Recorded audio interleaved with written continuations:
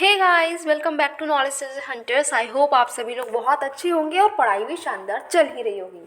अच्छा, आपको तो पता ही है कि हम PT 365 की सीरीज़ कर रहे थे। हमने बहुत सारी PT 365 को ऑलरेडी कवर कर लिया है। आज बारी है भैया दुनिया में घूमने की। हाँ, आज हम चलेंगे वर्ल्ड टूर पे। मतलब क्या, आज हम इंटरनेशनल रिलेशंस को पढ़ेंगे। ठीक है कि भैया दुनियादारी में क्या हो रहा है ये भी तो जानना ज़रूरी है। इंडिया के बारे में तो बहुत कुछ जान लिया है, अब देखते हैं कि दुनिया भर में और क्या हो रहा है। वर्ल्ड टूर पे चलने के लिए रेडी हो? हाँ जी, हम रेडी हैं। तो चलो, सबसे पहले आप देखो, अब इंडिया से बाहर निकलोगे तो सबसे पहले जैसे हम घर से बाहर निकलते हैं तो हमें क्या मिलते हैं? हमारे अड़ोसी पड़ोसी, ठीक है, हमारे नेबर्स हमें देखने को मिलते हैं। तो जब हम इंडिया से ही बाहर निकलेंगे तो सबसे पहले हमें कौन देखने को मिलेगा? किससे मुलाकात होगी बताओ तो ज़रा। सबसे पहले हम मिलेंगे अपने नेबर्स से। ठीक है, इंडिया भी तो हमारी होम है ना, हमारा घर भी तो इंडिया ही है। तो अगर हम इंटरनेशनल लेवल पर बात करें तो हमारा होम कौन है? हमारी इंडिया, प्यारी इंडिया। तो हमारे पड़ोसी जो हैं वो कौन कौन होंगे? चाइना होगा, पाकिस्तान होगा, बांग्लादेश होगा, नेपाल होगा, भूटान होगा, श्रीलंका होगा, है ना, बहुत सारे पड़ोसी हमारे हैं। तो सबसे पहले मिलते हैं अपने पहले पड़ोसी से, वो है हमारा चाइना। ठीक है, चाइना से मिलते हैं, देखते हैं भाई चाइना के क्या हाल है। चलो पूछते हैं इनसे हाल चाल इनका। तो अब ये न्यूज़ क्या है? तो न्यूज़ ये है कि बॉर्डर क्लैशेस हो गए हैं भैया। चाइना जो है लड़ाई कर रहा है, ठीक है, हमारी चाइना से छोटी मोटी लड़ाई होती ही रहती है। तो अभी बॉर्डर के लिए लड़ाई हो गई है। हुई क्या कि जो LAC है हमारा, ठीक है, लाइन ऑफ एक्चुअल कंट्रोल, अभी हम देखेंगे कहाँ कहाँ पर LAC बनी हुई है। तो LAC जो है उसमें तवांग सेक्टर, जो हमारा अरुणाचल प्रदेश में तवांग सेक्टर मिलता है, वहाँ पर LAC बनी हुई है। तो उस LAC के अलोंग क्या हुआ है, थोड़ी सी झड़प देखने को मिली बॉर्डर को लेकर। ठीक है, ये हमारा न्यूज़ रहा। अच्छा, अब हमारा डिस्प्यूट क्या है? क्या क्या हमारे जैसे हमारे पड़ोसी की भी तो लड़ाई होती रहती है ना, आप देखते हैं बहुत सारी इंडिया में तो पड़ोसियों से इस बात से ही लड़ाई होती है कि भाई हमारी इतनी सी एक ईंट आपने हटा ली, हमारी दीवार पर आपने ये डाल दी, हमारी दीवार इतनी है आपने इतनी पे बना ली। ठीक है, तो जरा 1 इंच भी अगर आपने इधर उधर अपनी दीवार बना दी है घर की तो हो सकता है लड़ाई हो जाए, है ना। तो जब हम अपने घर की 1 इंच भी नहीं दे सकते किसी को, तो हम अपनी इंडिया की 1 इंच कैसे दे सकते हैं? बस लड़ाई यही है। ठीक है, बॉर्डर डिस्प्यूट हमारा रहता है।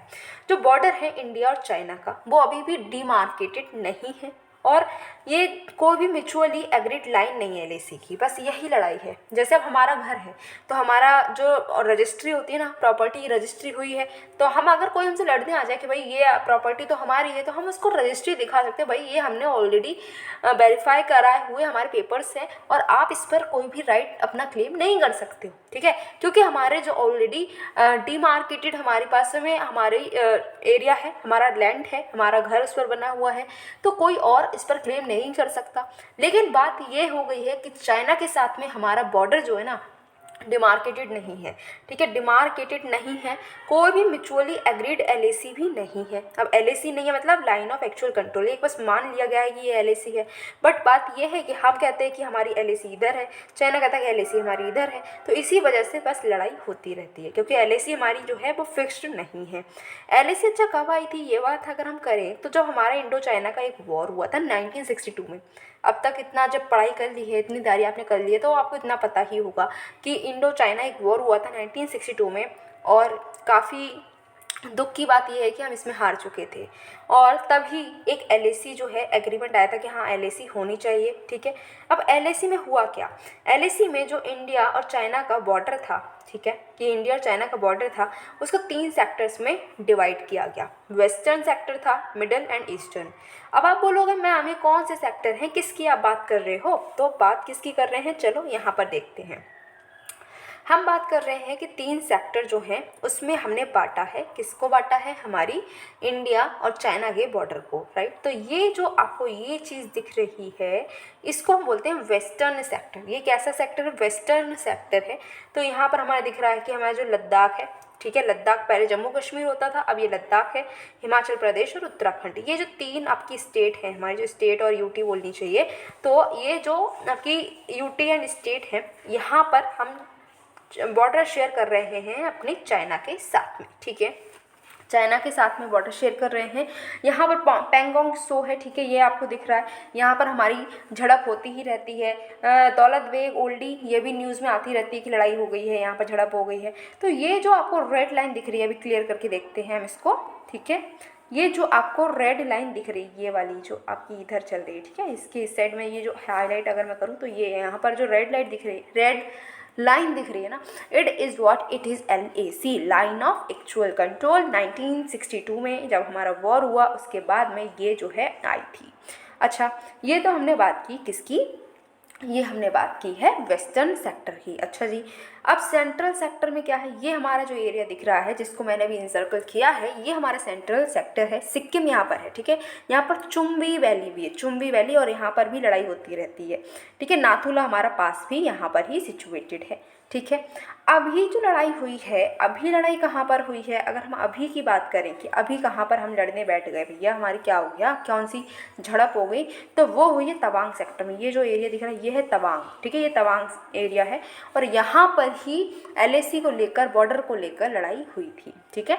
और ये जो एरिया है ये हमारा है ईस्टर्न सेक्टर में आता है, ठीक है, ये नेफा एरिया है। अरुणाचल प्रदेश जो है वो मैक्सिमम एरिया अरुणाचल प्रदेश में ही ये कवर करता है। तो समझ में आया हमारा इंडिया और चाइना का बॉर्डर कहाँ कहाँ पर है, ठीक है।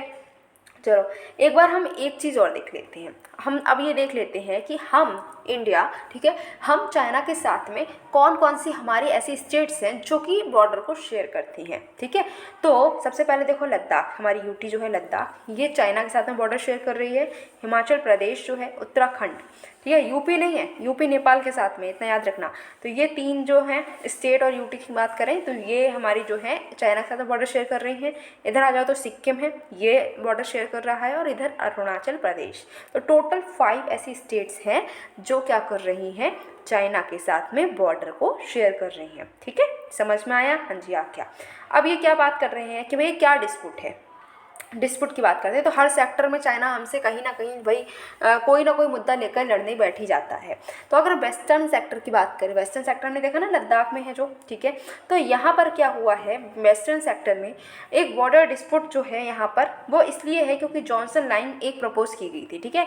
एक ब्रिटिशर थे, उन्होंने क्या कहा, उन्होंने 1860 में एक लाइन दी जॉनसन लाइन, उसी को लेकर अभी लड़ाई चल रही है।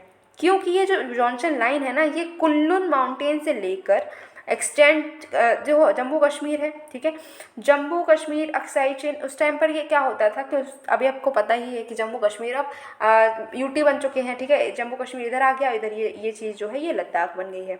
तो अब क्या हुआ है कि लद्दाख, ये आपका लद्दाख है, ठीक है, ये यहाँ से एक्सटेंड करते हुए ये जो जॉनसन लाइन है ये जाती है कुल्लून माउंटेन्स तक, ठीक है। तो कुल्लून माउंटेन्स तक ये लाइन जा रही है, इधर लद्दाख है, इधर अक्साई चीन वाला एरिया है। तो यहाँ पर ही ये मुद्दा बना हुआ है, जॉनसन लाइन को लेकर ही लड़ाई होती रहती है। अब क्या लड़ाई है ये भी देखो, इंडिया क्या कहता है, इंडिया जॉनसन लाइन को यूज़ करता है, ठीक है, और वो कहता है कि जॉनसन लाइन जो है वो अक्साई चीन को इंडिया के अंदर शो कर रही है, ठीक है। इसका मतलब ये है कि अक्साई चीन हमारा एरिया है, इंडिया ये बोलता है, ठीक है। क्या है समझो कि इंडिया यूज़ कर रहा है जॉनसन लाइन को, और जॉनसन लाइन क्या है, जॉनसन लाइन जो है अक्साई चीन को जम्मू कश्मीर में करती है। अब इधर से देखते हैं, देखो समझो, यहाँ पर कुल्लून माउंटेन समझ लो कहीं पर, ठीक है, ये कुल्लून माउंटेन से लेकर ये इस तरीके से हमारी जो है ये आ रही है जॉनसन लाइन, ठीक है। ये क्या आ रही है, ये जो मैंने अभी मार्क की समझ लो जॉनसन लाइन है, ठीक है। तो अब ये जॉनसन लाइन है, तो अब इसमें ये वाला जो एरिया है ये अक्साई चीन है, ठीक है, अक्साई चीन है। अब ये देखो इस वाली एरिया से, इस वाली लाइन से ये चीज़ ये वाला एरिया जो अंदर आ रहा है हमारी इंडिया के लद्दाख में ही तो आ रहा है।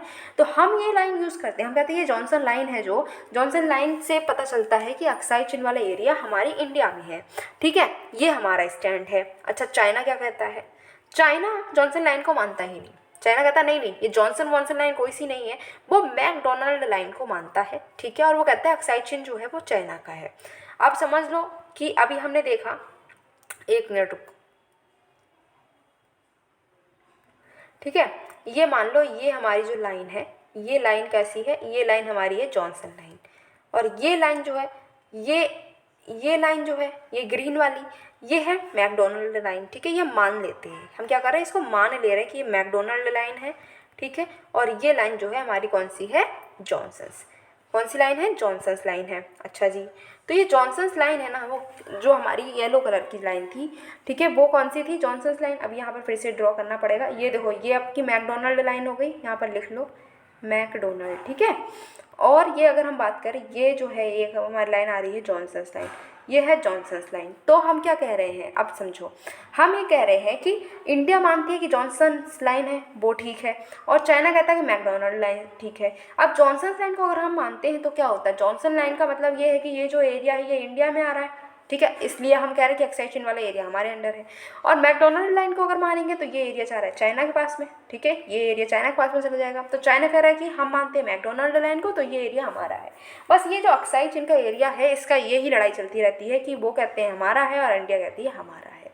ये हमारा डिस्प्यूट चलता रहता है, ठीक है। काफ़ी लंबे समय से ये डिस्प्यूट चल रहा है, बट सोल्यूशन तो अभी भी नहीं मिला है। कोई बात नहीं है, नहीं मिला है तो मिल जाएगा, आगे बढ़ो, आगे देखते हैं क्या है। तो अब अगर मिडिल सेक्टर की बात करें, हिमाचल प्रदेश और उत्तराखंड की बात करें, तो वहाँ पर भी लड़ाई हो रही है। हाँ जी, वहाँ पर भी हमारा कोई ना कोई मुद्दा चलता ही रहता है। ज़्यादातर हम सुनते हैं तो हम तवांग एरिया का सुनते हैं कि वहाँ पर झड़प हो गई है, या फिर सुनते हैं कि लद्दाख में झड़प हो गई है। ये जो हिमाचल प्रदेश और उत्तराखंड वाला जो एरिया है वहाँ पर इतना हम नहीं सुनते, क्योंकि यहाँ पर डिस्प्यूट माइनर है, इतना बड़ा कोई डिस्प्यूट नहीं है। यहाँ पर क्या है कि LAC जो है, वैसे तो अगर देखा जाए तो LAC पूरी ही LAC डिस्प्यूटेड ही है, क्योंकि कोई भी क्लियरली डिमार्केटेड नहीं है। बट हाँ, यहाँ पर जो कंट्रोवर्सी है वो इतनी कम है, ठीक है, तो ज़्यादा नहीं है। यहाँ पर बाराहोती प्लेन्स जो हैं उसको लेकर ही थोड़ी बहुत लड़ाई चलती रहती है। अब हुआ ये है कि यहाँ पर हमने जो है मुद्दा सुलझा लिया, इसलिए यहाँ पर इतनी लड़ाई नहीं होती। हमने जो मैप्स हैं, जो भी हमारे मैप्स हैं, हमने उसको एक्सचेंज किया है इस एरिया के लिए, और उससे क्लियरली पता चल चुका है कि चाइना का एरिया कितना है और हमारा एरिया कितना है। तो ज़्यादा कोई लड़ाई यहाँ पर होती नहीं। बट यहाँ पर अब दूसरी अगर हम बात करें अरुणाचल प्रदेश और सिक्किम की, तो यहाँ पर भाई हम देखने को मिलता है कि यहाँ पर झड़प हो गई, यहाँ पर झड़प हो गई तो लड़ाई हो जाती है। अब यहाँ पर मैकमोहन लाइन को लेकर यहाँ पर झड़प होती रहती है। 1914 में ये मैकमोहन लाइन आई थी, ठीक है। चाइना, इंडिया, तिब्बत, ये इन तीनों के रिप्रेजेंटेटिव्स जो है वो मिले थे शिमला में बैठ के इन्होंने मीटिंग की, चाय कॉफ़ी पी, और फिर इसके बाद मीटिंग की गई, और मीटिंग का नतीजा आया मैकमोहन लाइन। बट ये मैकमोहन लाइन आ तो गई, लेकिन अभी भी यहाँ पर मुद्दा सुलझा नहीं है। 1914 में ये मैकमोहन लाइन आ चुकी थी, बट अभी भी जो है लड़ाई चलती ही रहती है, ठीक है, अभी भी मुद्दा नहीं सुलझ पाया है। इंडिया क्या कहता है, इंडिया कहता है कि तवांग ट्रैक्ट है वो इंडिया का पार्ट है, तवांग इंडिया का है, ऐसा बोलते हैं। चाइना कहता है कि तवांग इंडिया का नहीं, चाइना का है। बस इसी बात की लड़ाई यहाँ पर चलती रहती है। समझ में आया? समझ में आ गया क्या लड़ाई चल रही है हमारी चाइना के साथ में। अच्छा, अब मान लो कि भैया इंडिया और चाइना लड़ने लगे, ठीक है, तो उनका डिस्प्यूट जो है वो कैसे सेटल होगा, कुछ मैकेनिज्म है? हाँ जी है। तो 1993 से ही हम लड़ाई करे चले आ रहे हैं। तो 1993 में क्या हुआ, एक एग्रीमेंट होता है, ठीक है, कि पीस और ट्रैंक्विलिटी को हम मेंटेन करेंगे। LAC के अलाउंग हम क्या करेंगे, शांति बनाए रखेंगे, ट्रैंक्विलिटी को बनाए रखेंगे। लेकिन बात अगर आप असल ज़िंदगी में देखें तो ये जो एग्रीमेंट है क्या ये लागू हो रहा है? अभी हमने देखा था कि हमारी इंडिया के कितने जवान शहीद हुए, लेकिन हाँ बदला हमने भी लिया है, राइट। तो लेकिन ये लॉस ऑफ लाइफ चाहे भाई चाइना के हो, इंडिया के हो, बट ये क्यों हम कर रहे हैं, क्यों हम लड़ रहे हैं? ठीक है, हम शांति भी तो बना सकते हैं। हमने यहाँ पर बोला कि हम शांति बनाएंगे, बट बनाई नहीं जा रही है, ठीक है। चाइना अपनी अग्रेसिव पॉलिसी के तहत हमारी इंडिया पर बार बार अटैक कर देता है, और अगर अटैक करेगा तो ऐसा तो है नहीं कि हम शांति से बैठे रहेंगे, हम सहते रहेंगे, नहीं, हम भी बदला लेंगे, राइट। तो यही यहाँ पर हो रहा है। अच्छा, 1996 में क्या हुआ, फिर से एक एग्रीमेंट हुआ कि कॉन्फिडेंस बिल्डिंग की जाएगी। LAC में जो भी मिलिट्री फील्ड अपने वहाँ पर बनाई है उसकी कॉन्फिडेंस बिल्डिंग की जाएगी। 2005 में प्रोटोकॉल हुआ कि हम कॉन्फिडेंस बिल्डिंग मेजर्स जो है जो हम लेकर आए हैं LAC के अलोंग, लेकिन उसको कैसे इम्प्लीमेंट करेंगे वो 2005 में फाइनल हुआ। 2012 में फिर से एक एग्रीमेंट होता है कि जो कंसल्टेशन कोऑर्डिनेशन जो है इंडिया और चाइना के बॉर्डर के आसपास हमें कंसल्ट करने की ज़रूरत है, कोऑर्डिनेशन करने की ज़रूरत है, तो उसके लिए एक मैकेनिज्म लेकर आए 2012 में।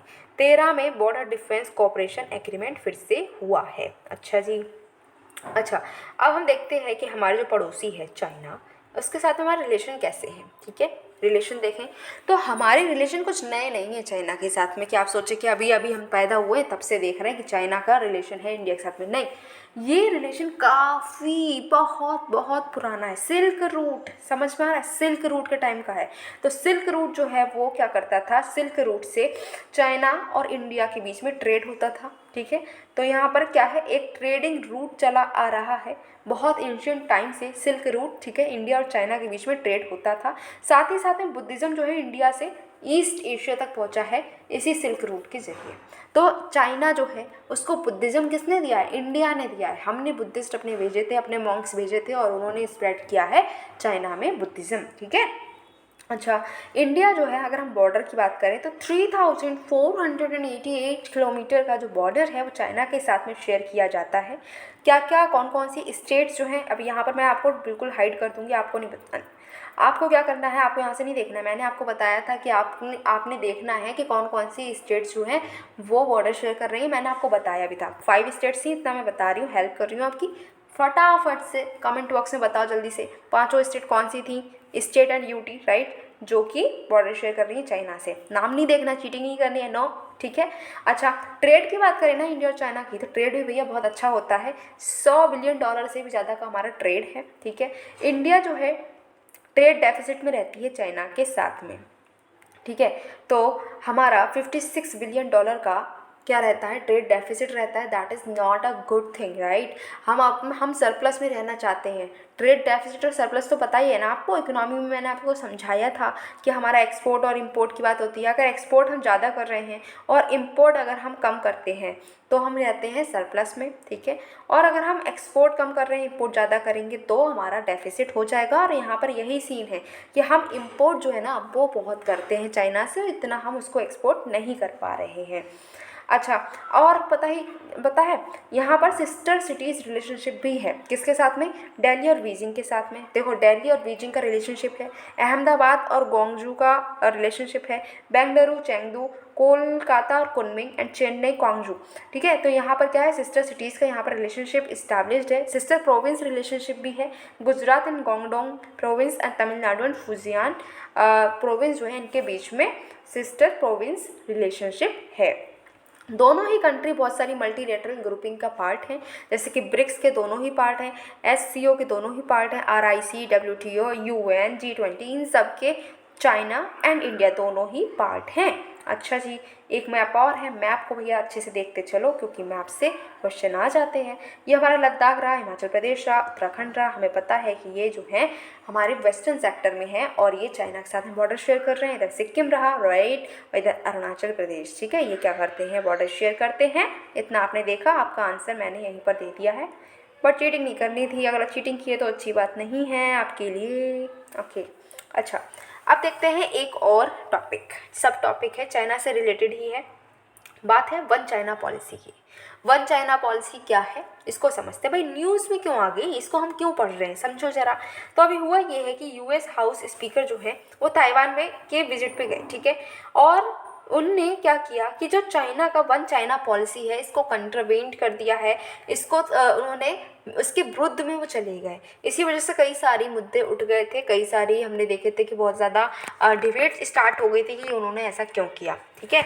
तो अब ये वन चाइना पॉलिसी है इसको इन्होंने तोड़ दिया जस्ट बिकॉज वो ताइवान चली गई थी। ठीक है। कौन? US हाउस स्पीकर जो हैं वो उन्होंने विजिट कहाँ कर दिया? ताइवान को। अब ताइवान को उन्होंने विजिट किया तो हम बोल रहे हैं कि जो उन्होंने क्या किया, वन चाइना पॉलिसी को तोड़ दिया है, इसके अगेंस्ट में वो चले गए हैं। तो आखिर क्या है ये वन चाइना पॉलिसी? जस्ट एक विजिट करने से वो पॉलिसी टूट गई, ऐसा कैसे हुआ? चलो देखते हैं कि ये क्या है। देखो, US जो है वन चाइना पॉलिसी को फॉलो करता है। पहले तो इतना समझ लो, 1970s के टाइम से ही US वन चाइना पॉलिसी को फॉलो करता है। वो मानता है कि जो ताइवान है, ताइवान चाइना का ही पार्ट है, वो मानता है। ठीक है। US कहता है कि हाँ ताइवान जो है वो चाइना का पार्ट है, लेकिन इसके ताइवान से अनऑफिशियल टाइज हैं। ठीक है। ऑफिशियली वो कह रहा है कि ताइवान चाइना का पार्ट है, बट पीछे पीछे क्या कर रहा है, वो अनऑफिशियल टाइज बनाकर बैठा है ताइवान के साथ में। और इसको हम बोलते हैं एक स्ट्रैटेजी। ये स्ट्रैटेजी क्या है? इसका नाम है स्ट्रैटेजिक एम्बिग्विटी। ठीक है।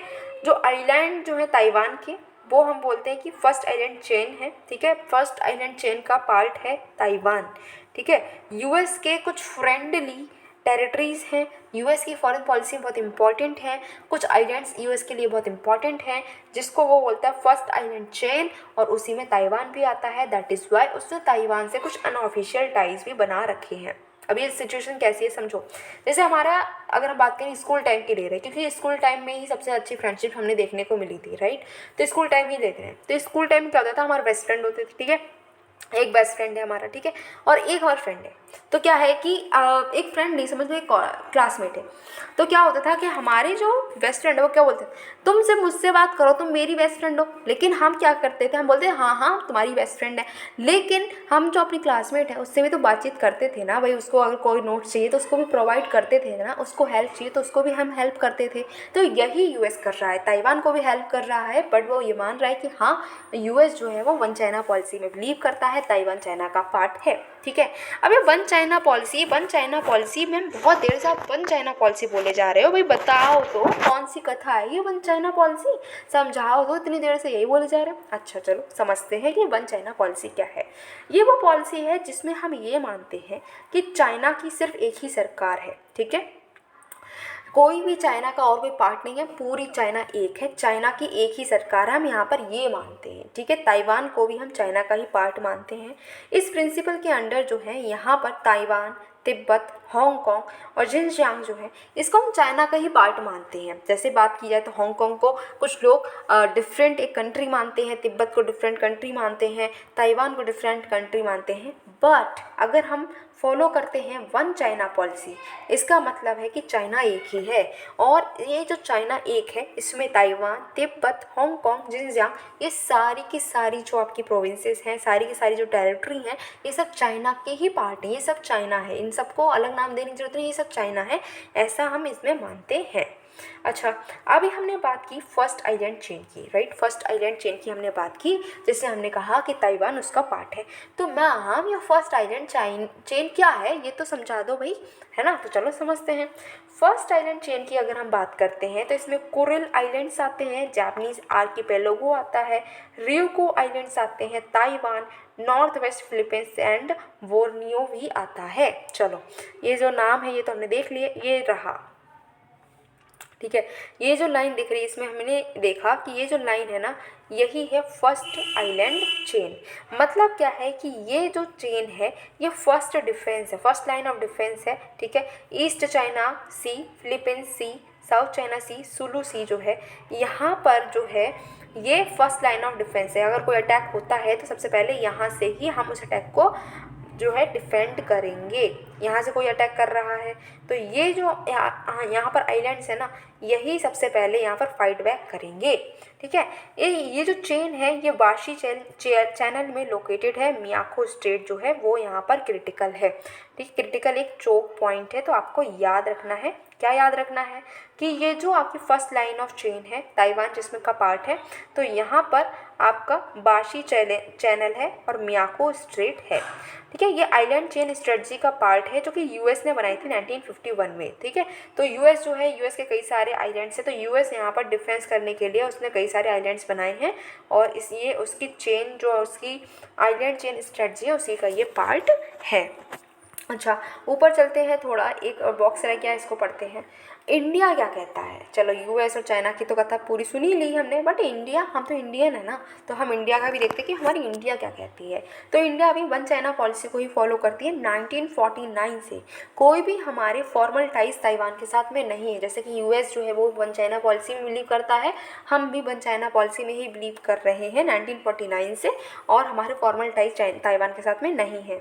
1995 में इंडिया और ताइवान ने ऑफिसेस जो है एक दूसरे कंट्री में बनाए हैं, बट हम यहाँ पर कोई भी फॉर्मल टाइज नहीं बना रहे हैं। ठीक है, यहाँ पर सिर्फ कॉमर्स, कल्चर और एजुकेशन के पर्पज़ से हमने ताइवान में और ताइवान ने इंडिया में अपने ऑफिसेस बनाए हैं।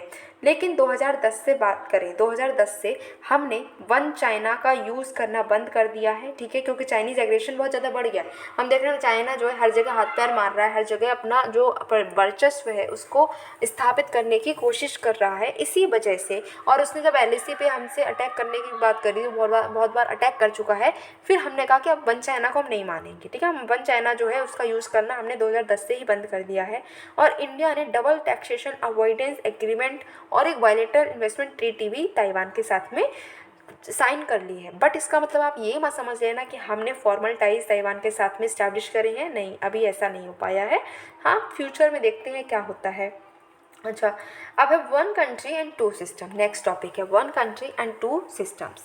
अब ये न्यूज़ में क्यों है भैया? अभी वन चाइना पॉलिसी देखिए, अब ये क्यों न्यूज़ में है?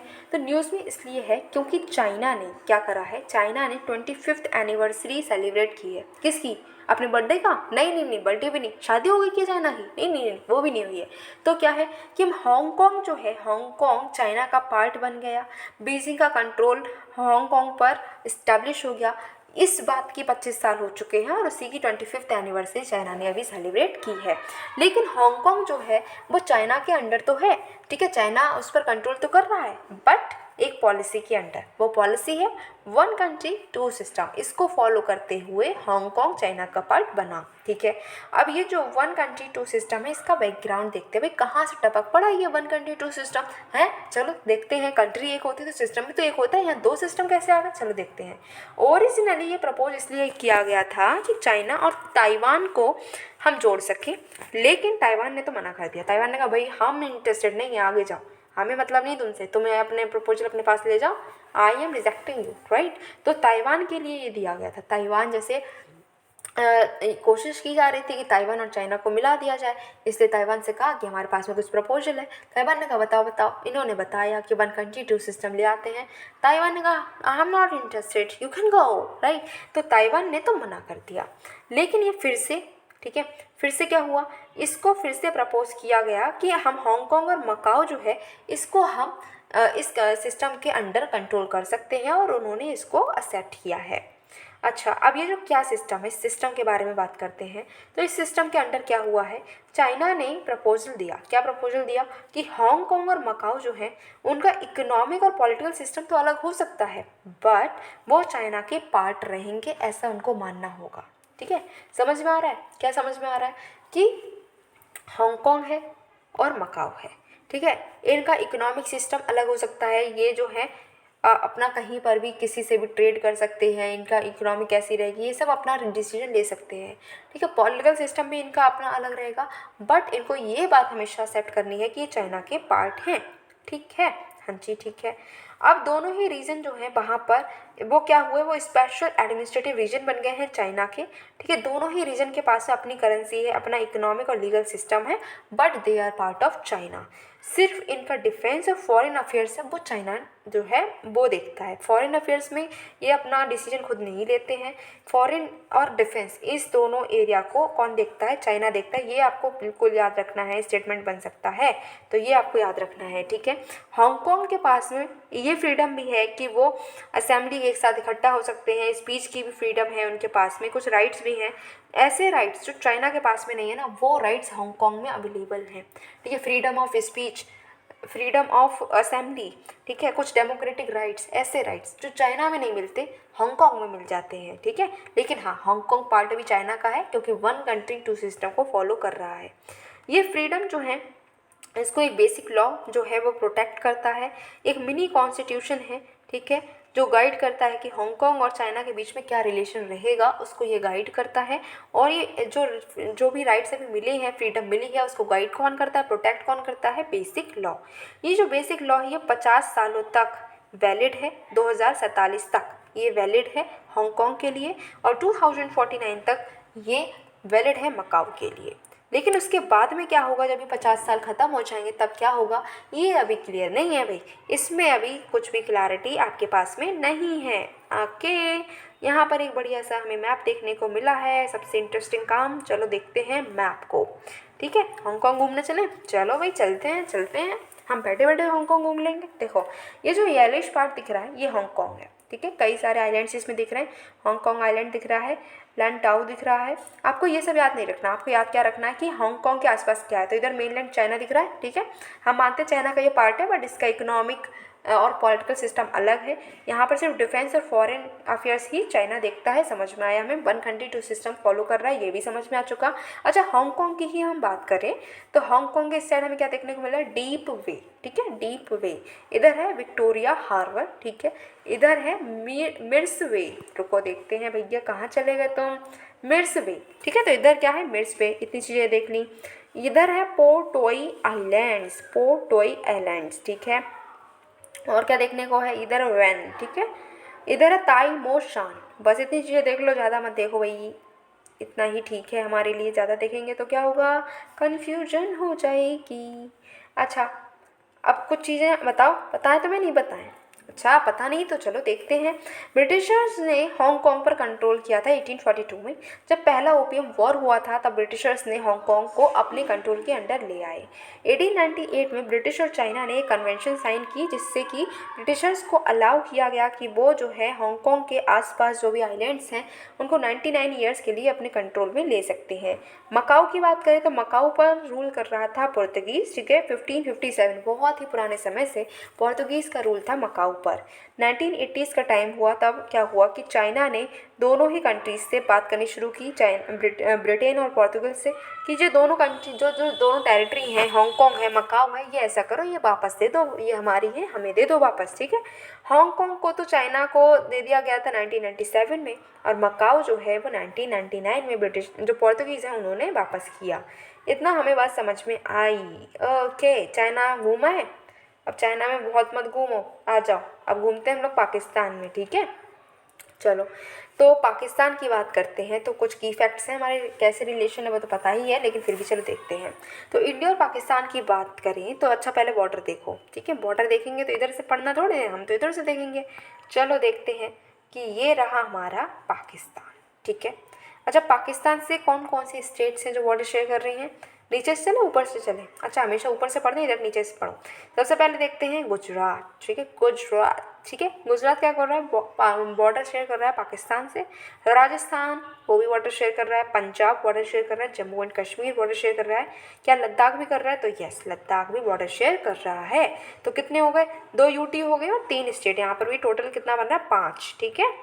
कितनी आपकी लेंथ है, तो 2300 किलोमीटर का बॉर्डर जो है वो हम पाकिस्तान के साथ में शेयर करते हैं, ठीक है। अब ये जो बाउंड्री है कि ये पाकिस्तान का और ये इंडिया का इतना टेरिटरी है, तो ये बॉर्डर कैसे फिक्स हुआ?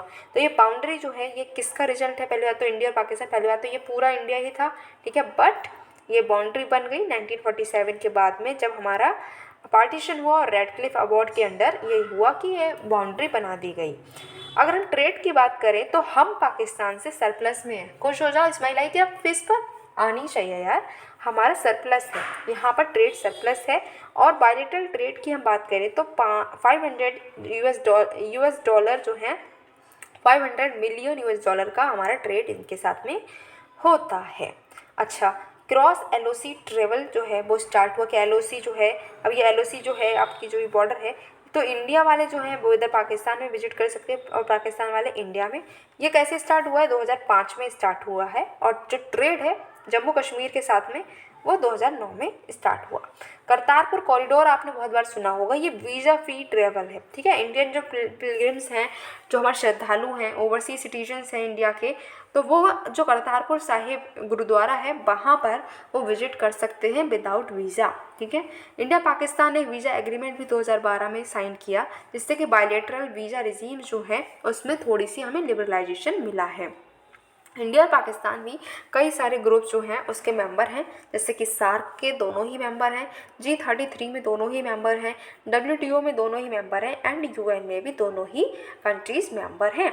अच्छा, अब अगर हम पाकिस्तान से रिलेटेड बात करें तो सबसे पहले हम देखते हैं जो हमारा टॉपिक है, that is Indus water treaty. बहुत ही बार हमने इसको पढ़ा है, बहुत ही ज़्यादा ये न्यूज़ में रहता है। अच्छा, ये क्या है, इस बार न्यूज़ में क्यों है? इस बार न्यूज़ में इसलिए है क्योंकि इंडिया ने इशू किया है एक नोटिस पाकिस्तान को। क्यों? क्योंकि इंडस वाटर ट्रीटी को हम मॉडिफाई करने की कोशिश कर रहे हैं। तो हमने पाकिस्तान को क्या किया है, पाकिस्तान को हमने एक नोटिस दिया है कि हमको इंडस वाटर ट्रीटी को मॉडिफाई करने की ज़रूरत है। अच्छा, जो नोटिस है इसमें क्या है, नोटिस में एक प्रोसेस स्टार्ट की जा रही है कि हम ट्रीटी को साइन कर सकते हैं। तो पहली बार ऐसा हुआ है कि अब हम इस ट्रीटी को चेंज करने की कोशिश कर रहे हैं, इसमें कुछ चेंज, इसमें कुछ मॉडिफिकेशन लाने की कोशिश कर रहे हैं। तो पहली बार ऐसा हो रहा है, तो इस नोटिस में उस प्रोसेस की स्टार्टिंग हुई है। पहली बार हम इसको चेंज करने की कोशिश कर रहे हैं। इंडिया अच्छा मॉडिफिकेशन क्या लाना चाह रहा है, क्या आप इंडिया को हो गया, क्या इंडिया चाह रहा है कि इसमें कुछ चेंज होना चाहिए? तो इंडिया जो है पाकिस्तान को इजी बनाना चाह रहा है कि पाकिस्तान जो इंटर गवर्नमेंटल नेगोशिएशंस हैं उसमें एंटर कर सकता है 90 दिनों के अंदर अंदर, ठीक है। और मटेरियल ब्रीच अगर होती है इस इंडस वाटर ट्रीटी की तो उसको रेक्टिफाई भी किया जा सकता है, ठीक है। तो इंडिया क्या मॉडिफिकेशन लाने की कोशिश कर रहा है कि इंटर गवर्नमेंटल जो नेगोशिएशंस हैं वो हो सके, पाकिस्तान उसमें पार्ट ले सके और 90 दिनों के अंदर इसका रेक्टिफिकेशन हो सके। अगर कुछ भी हमें लग रहा है कि हमारे इंडस वाटर ट्रीटी जो है उसके अगेंस्ट में कुछ हो रहा है, तो पाकिस्तान क्या कर सकता है कि इंटर गवर्नमेंटल नेगोशिएशन करेगा और साथ ही साथ में 90 दिनों के अंदर सोल्यूशन भी मिल जाएगा।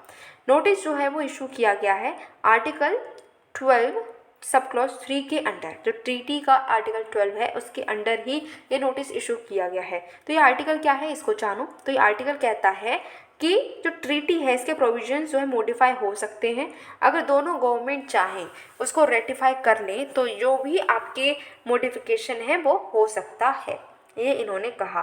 साथ ही साथ में एक इन्होंने बहुत प्यारा सा एक मैप दिया है, इसको समझते हैं, काफ़ी यूज़फुल हमारे लिए हो सकता है। एलओसी के बारे में बात की थी, तो ये जो डॉटेड लाइन आपको दिख रही है दैट इज़ एलओसी, ठीक है। एलओसी और पढ़ा दो, ठीक है, एलओसी है। अच्छा, ये श्रीनगर रह गया हमारा, ठीक है, ये पाकिस्तान है। ये देखो ये ब्लू जो ये चल रही है ये आपकी इंदस है, ये रही झेलम, ठीक है। झेलम जाकर मिल गई चेनाब में, ठीक है। चेनाब जाकर इसमें रावी मिल गई चेनाब में, और इधर ब्यास है, ब्यास इंडिया से ही ओरिजिनेट होकर इंडिया में ही आपकी रह जाती है, और सतलज जाकर मिलती है फिर इंदस से। इस तरीके से ये चलता है, ये सिस्टम चलता है। तो आपने इसमें पढ़ना क्या है, आपने इसमें इंदस को देखना है, और साथ ही साथ में जो इंदस का सिस्टम है पूरा ये देख लो कि कहाँ पर क्या है। तो यहाँ पर देखी जाए बात, तो सबसे ऊपर क्या है, इंदस, झेलम, चेनाब, रावी, ब्यास, सतलज, ठीक है। ओके, अब नीचे देखते हैं इम्पॉर्टेंट इंटरनेशनल प्रिंसिपल्स। पानी अगर हमें शेयर करना है तो इंटरनेशनल प्रिंसिपल्स क्या क्या हैं। देखो अब इसमें क्या क्या ऐसा हुआ क्या नहीं हुआ ये पूरी कथा आपको नहीं याद रखनी। आपको याद क्या रखना है कि हरमन डॉक्ट्राइन किससे रिलेटेड है, आपको याद रखना वाटर शेयरिंग से रिलेटेड है। जो कैंपियन रूल्स हैं किससे रिलेटेड है, वाटर शेयरिंग से रिलेटेड है। इस तरीके से नाम जो है वो याद रखो और किस चीज़ से रिलेटेड है ये भी याद रखनी है, ठीक है। अब इसमें क्या इसके अंडर प्रोविजन है वो चाहे तो ना भी याद रखो तो काम चल जाएगा। अच्छा, अब हमें तो यहाँ पर पढ़ना है, चलो पढ़ते हैं। हरमन डॉक्ट्रिन की बात करें तो ये कहता है कि हर स्टेट जो है वो सॉवरीन है वाटर रिसोर्सेज में। इसके जो पानी है, जो रिसोर्सेज हैं, पानी के रिसोर्सेज हैं, तो हर स्टेट जो है उसका खुद का राइट है उस पानी पर, ठीक है। वो उस पानी से चाहे जो करे, किसी को उसमें दखल अंदाजी करने की कोई नीड नहीं है। उस स्टेट को पानी उस पानी उसका है उस पर वो कुछ भी कर सकता है, उस पानी का यूज़ वो किसी भी तरीके से कर सकता है।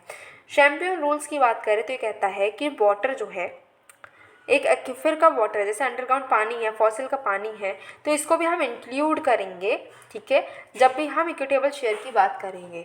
जैसे हम किसी रिवर की बात करते हैं तो हम कहते हैं ये रिवर का पानी इसमें इतना जाएगा, उसमें उतना जाएगा, ये 2% इस पर्टिकुलर कंट्री को मिलेगा, 3% दूसरी पर्टिकुलर कंट्री को मिलेगा। बट अब पता चल रहा है जिसको 2% रिवर का वाटर मिल रहा है उसके पास में तो अंडरग्राउंड पानी है ही नहीं, 3% जिसको मिल रहा है उसके पास में अंडरग्राउंड वाटर भी है, तो उसको तो मज़े मज़े। तो ऐसा ना हो इसके लिए अंडरग्राउंड वाटर जो है उसको भी हम ध्यान में रखेंगे जब हम बंटवारा करेंगे पानी का। अच्छा, नेक्स्ट है हेलसिंकी रूल्स 1996। ये क्या करते हैं, तो ये एक प्रिंसिपल को इस्टेब्लिश कर रहे हैं कि हमको रीजनेबल और इक्विटेबल यूटिलाइजेशन करना है। जो भी पानी हमारा इंटरनेशनल लेवल पर मिल रहा है, इंटरनेशनल रिसोर्सेज में मिल रहा है, उसका रीजनेबल और इक्विटेबल यूज़ हम करेंगे, ऐसा इन्होंने बोला। बर्लिन रूल्स 2004 की बात करें तो ये क्या कह रहा है कि जो बेसिन स्टेट्स हैं उनको अपने इंटरनेशनल ड्रेनेज का पानी है उसको मैनेज करने की ज़रूरत है, ठीक है।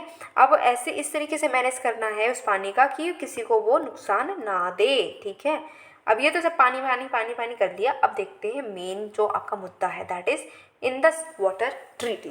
तो इंदस वाटर ट्रीटी के बारे में आप समझते हैं। ये 1960 में साइन हुई है इंडिया और पाकिस्तान के बीच में। वर्ल्ड बैंक जो है इसका बीच का ब्रोकर बना था, पार्ट नहीं लिया था। वर्ल्ड बैंक जो है कोई पार्टी नहीं है इस ट्रीटी में। इस ट्रीटी में दो ही पार्टी हैं, इंडिया और पाकिस्तान, बट वो उसने ब्रोकर बना था आपका वर्ल्ड बैंक, ठीक है। अच्छा, ये ट्रीटी हम क्यों लेकर आए, इसके क्या ऑब्जेक्टिव्स थे। ऑब्जेक्टिव ये है कि जो आपकी दोनों कंट्री हैं इंडिया और पाकिस्तान, ये पानी को लेकर ना लड़ें, उनके क्या राइट्स हैं, क्या ऑब्लिगेशंस हैं। इंदस रिवर जो सिस्टम है, क्योंकि हमने देखा कि ये जो रिवर सिस्टम है ये दोनों कंट्री में पानी जो है वो बह रहा है इससे, ठीक है। हमारी सतलज है वो इंडिया से गुजरती हुई कहाँ जा रही है, पाकिस्तान में जा रही है। इंदस जा रही है इंडिया से पाकिस्तान जा रही है, तो पानी भी तो साथ में जा रहा है ना। तो उस पानी का किस तरीके से यूज़ होगा, उसके लिए किस तरीके से उनके क्या राइट हैं, उस पानी पर क्या ऑब्लिगेशंस है, ये सब डिटरमाइन किया है इंदस वाटर ट्रीटी सिटी में। ठीक है, इसमें 6 रिवर्स जो हैं वो इसमें आती हैं। वैसे तो बहुत सारा पूरा जाल बना हुआ है, बट मेन रिवर 6 हैं जिसको अभी हमने देखा भी था। अच्छा, प्रोविजंस क्या है, अब पानी किस तरीके से जो है शेयर होगा, तो अगर हम देखें तो ईस्टर्न रिवर्स हैं, ईस्टर्न रिवर्स जो है सतलज, ब्यास और रावी, उसका जो पानी है, ठीक है, वो इंडिया को दिया गया। पूरा पूरा पानी सतलज का, ब्यास का रिवर और रावी का हम यूज़ करेंगे, इंडिया यूज़ करेंगे। कोई भी इसमें रिस्ट्रिक्शंस नहीं है, अनरिस्ट्रिक्टेड हम इसका यूज़ कर सकते हैं। वेस्टर्न रिवर जो है इंदस, झेलम, चेनाब, ठीक है, इसका ज़्यादातर पानी पाकिस्तान यूज़ करेगा, ये हमने असाइन किया। किस में कितना पानी है, जो मिलियन एकड़ ये दे रखा है, ये आपको याद करने की जरूरत नहीं है, कहीं पर भी नहीं आएगा, लिख कर रख लो। अच्छा, इंडिया के पास में राइट है, ठीक है, जो कुछ प्रोजेक्ट्स हैं, कुछ प्रोजेक्ट जो उसने वेस्टर्न रिवर्स पर लगाए हैं, तो उन पर राइट मिलता है इंडिया को। ठीक है, कि इंडिया वेस्टर्न रिवर्स पर कुछ प्रोजेक्ट्स भी चला सकती हैं, बट हाँ कुछ क्राइटेरिया और डिज़ाइन ऑपरेशन ये सब फॉलो करना होगा। Indian hydro electric power projects की बात करें जो चेनाब रिवर पर बने हुए हैं, कौन कौन से चेनाब रिवर पर हाइड्रो इलेक्ट्रिक पावर प्रोजेक्ट्स बने हुए हैं इंडिया के, तो नाम याद रखने हैं, पाकलदुल, कीरू, लोअर कलनई एंड रेटल। ठीक है, ये रेटल को लेकर अभी थोड़ी इशू भी हुआ था थोड़े दिन पहले। Run of the river hydro electricity project जो है, ये प्रोजेक्ट है, ये अलाउ किया गया है कि ये जो है किसी भी पानी स्टोरेज के बिना, किसी भी स्टोरेज की बिना ये जो है हम कर सकते हैं रन ऑफ द रिवर। ये अगर आपने क्या पढ़ा था, इन्वायरमेंट अगर आपने पढ़ा है तो उसमें ये रन ऑफ द रिवर बहुत अच्छे से डिटेल में समझाया गया है। अच्छा, कुछ और प्रोविजंस भी दे रखे हैं, उसको समझते हैं। तो ये फंडिंग भी प्रोवाइड करता है कि आप जो है डैम बनाएं, लिंक कैनाल्स बनाएं, बैराजेस बनाएं, ट्यूबवेल्स बनाएं, ठीक है, तो उसके लिए फंडिंग भी इसमें मिलेगी। ठीक है, और ज़्यादातर जो फंडिंग अभी मिली किसको है, तो हमने इंदस रिवर पर तारवेला डैम बना था और मांगला डैम बनाया है झेलम रिवर पर, इसके लिए क्या हुई है, फंडिंग मिली हुई है। अच्छा, ट्रीटी जो है इसमें कहा गया है कि एक परमानेंट इंदस कमीशन भी बनाई जाए। ठीक है, इसमें कमिश्नर होने चाहिए दोनों ही कंट्री से, जो कि मेंटेन करेंगे कि कम्युनिकेशन होनी चाहिए, दोनों कंट्री जो है कम्युनिकेशन करते रहें और कोई भी डिस्प्यूट होता है तो उसको रिजॉल्व भी करते रहें। ठीक है, अब ऊपर एक कुछ है, हाँ जी है, ऊपर हमें एक इन्फॉर्मेशन दे रखी है, इसको हम पढ़ते हैं। तो अगर डिस्प्यूट हो जाता है, ठीक है, अब इंडिया और पाकिस्तान तो नहीं माने, उनके बीच में होगा डिस्प्यूट, तो 3 स्टेप में ये डिस्प्यूट जो है वो ख़त्म हो जाएगा।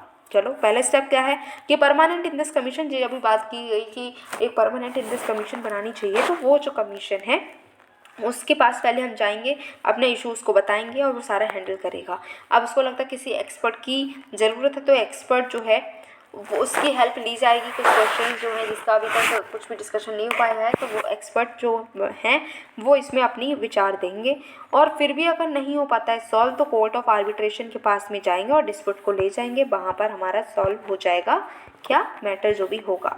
अच्छा जी, अब यहाँ पर हम क्या देख रहे हैं कि हम कोऑपरेशन कैसे कर रहे हैं, हमारे अलग अलग कंट्री के साथ में हमारा वाटर शेयरिंग हो रही है।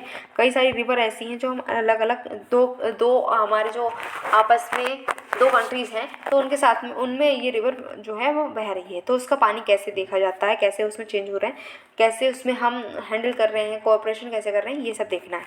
पाकिस्तान का पूरा सिस्टम देख रहे हैं, ग्रीन एरिया है, यहाँ पर देखो ये जो है इंदस है, ये सब यहाँ से आ रही है ना, इंडिया से पाकिस्तान जा रही है, इसका हमने देख लिया, इंदस वाटर ट्रीटी है। इधर नेपाल में कर्नाली रिवर जो है, इधर गंडक रिवर है और इधर सनकोसी रिवर है, ये नेपाल और इंडिया दोनों में बहती हैं। ये बांग्लादेश में हम बहुत सारी रिवर जो हैं वो बांग्लादेश से इंडिया में भी आती हैं। तो कोऑपरेशन कैसे होता है, बात तो ये है। इंडिया और नेपाल की अगर हम बात करें तो कोसी ट्रीटी हुई है 1954 में, जिसमें बताया कि हम किस तरीके से कोसी का जो पानी है उसको शेयर करेंगे। महाकाली ट्रीटी हुई है जिससे कि हम महाकाली रिवर के वाटर को शेयर करने की बात करते हैं। तो इंडिया और नेपाल का बीच का मुद्दा तो सॉल्व।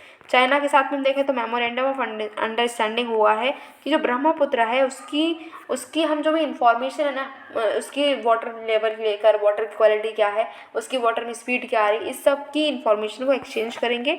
इसके लिए एक MOU हमने चाइना के साथ में साइन किया है। सतलज का भी अगर डेटा शेयर करना है तो भी हम चाइना के साथ में डेटा शेयर कर सकते हैं, इसका भी MOU हमने साइन किया है। एक्सपर्ट लेवल मैकेनिज्म भी बनाया है जिससे इंटरेक्शन और कोऑपरेशन हो सके। बांग्लादेश के साथ में बात करें तो गैंगेस ट्रीटी है, ठीक है, जिसमें हम कहते हैं कि फरक्का बराज जो है उस वहाँ पर हम किस तरीके से पानी को शेयर करेंगे, ठीक है। फ्लड आने वाली है तो उसके लिए कैसे हम डेटा को फोरकास्ट करेंगे, इसके लिए भी एक सिस्टम बनाया गया है गंगा, तीस्ता, ब्रह्मपुत्र, बाराक के लिए। इंडिया और भूटान की बात करें तो एक कॉम्प्रिहेंसिव स्कीम है कि किस तरीके से हम हाइड्रोमेट्रोलॉजिकल और फ्लड फोरकास्टिंग नेटवर्क को बिछाएंगे रिवर्स पर, ठीक है, जो कि कॉमन है इंडिया और भूटान के लिए। एक ज्वाइंट ग्रुप ऑफ एक्सपर्ट भी बनाया है फ्लड मैनेजमेंट में। ओके, तो अभी हम भैया बहुत घुमाए, इंदस इंदस घूम आए हैं। अब कहाँ चलेंगे, अब चलेंगे शिमला। ओके, शिमला एग्रीमेंट को देखते हैं। तो अभी क्या हुआ है कि शिमला एग्रीमेंट जो था उसको 50 साल पूरे हो गए हैं। अच्छा, तो ये शिमला एग्रीमेंट आखिर क्या था? तो ये शिमला एग्रीमेंट 2 जुलाई 1972 को इंडिया और पाकिस्तान के बीच में साइन हुआ। इसने क्या किया, इसने बताया कि हम जो इंडिया और पाकिस्तान है उसके बीच में फ्रेंडली रिलेशंस भी कैसे मेंटेन किए जाएंगे, इसका ब्लूप्रिंट इसने, जो शिमला एग्रीमेंट इसने डिज़ाइन किया था, ठीक है।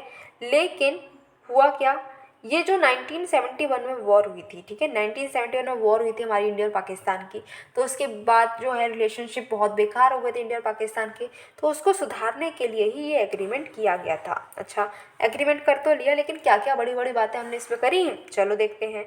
तो जो चार्टर ऑफ यूएन है उसने क्या कहा, वो रिलेशन जो है इंडिया और पाकिस्तान के वो गवर्न करेगा, मतलब हमारे रिलेशन जो है पाकिस्तान के साथ में वो कैसे गवर्न होंगे, चार्टर ऑफ यूएन को फॉलो करते हुए हम इसको गवर्न करेंगे। दोनों ही कंट्री जो है वो पीसफुल रिजोल्यूशन करेंगी, ठीक है, बायलैटरल अप्रोच करेंगी, दोनों कोई भी इशू है तो बातचीत करके हम मुद्दे को सॉल्व करेंगे, ठीक है। फाउंडेशन रखेंगे कोऑपरेटिव रिलेशनशिप की, पीपल टू पीपल कांटेक्ट को मेंटेन करने की कोशिश करेंगे, और हम क्या करेंगे, एक दूसरे के साथ में कोऑपरेशन बनाए रखेंगे। अच्छा, एलओसी को कभी भी हम नहीं तोड़ेंगे, ये भी माना गया था, ठीक है, कि एलओसी जो है उसको फॉलो करेंगे।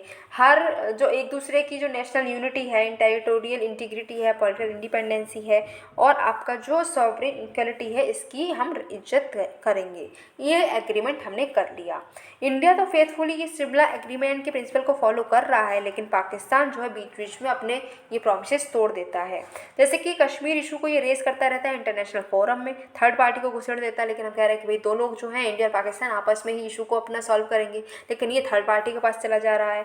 बार बार जो है एलओसी को ही तोड़ देता है, और हमने कहा था कि एलओसी को हम पक्का मानेंगे, उसी को फॉलो करेंगे, ठीक है। शिमला एग्रीमेंट के अलावा भी लाहौर डिक्लेरेशन हुआ है, ठीक है, जिसमें बताया है कि कश्मीर का इशू जो है वो दोनों ही कंट्री आपस में बातचीत करके सॉल्व करेंगी, कोई तीसरा व्यक्ति इसमें नहीं आएगा। ओके, नेक्स्ट टॉपिक देखते हैं। नेक्स्ट टॉपिक है कि चाइना पाकिस्तान इकोनॉमिक कॉरिडोर, सी पैक, ठीक है। क्या है, चाइना पाकिस्तान इकोनॉमिक कॉरिडोर। भाई न्यूज़ में क्यों है, न्यूज़ में इसलिए है क्योंकि चाइना और पाकिस्तान ने बैठकर मीटिंग करी, उनने कुछ गुफ्तगू करी, और उन्होंने क्या कहा, उन्होंने फाइनलाइज किया है कि सी पैक में हम थर्ड कंट्री को भी इन्वाइट करते हैं। कोई भी ऐसी कंट्री जो है वो सी पैक में अगर पार्टिसिपेट करना चाहती है, उसका पार्टनर बनना चाहती है, तो वो बन सकती है।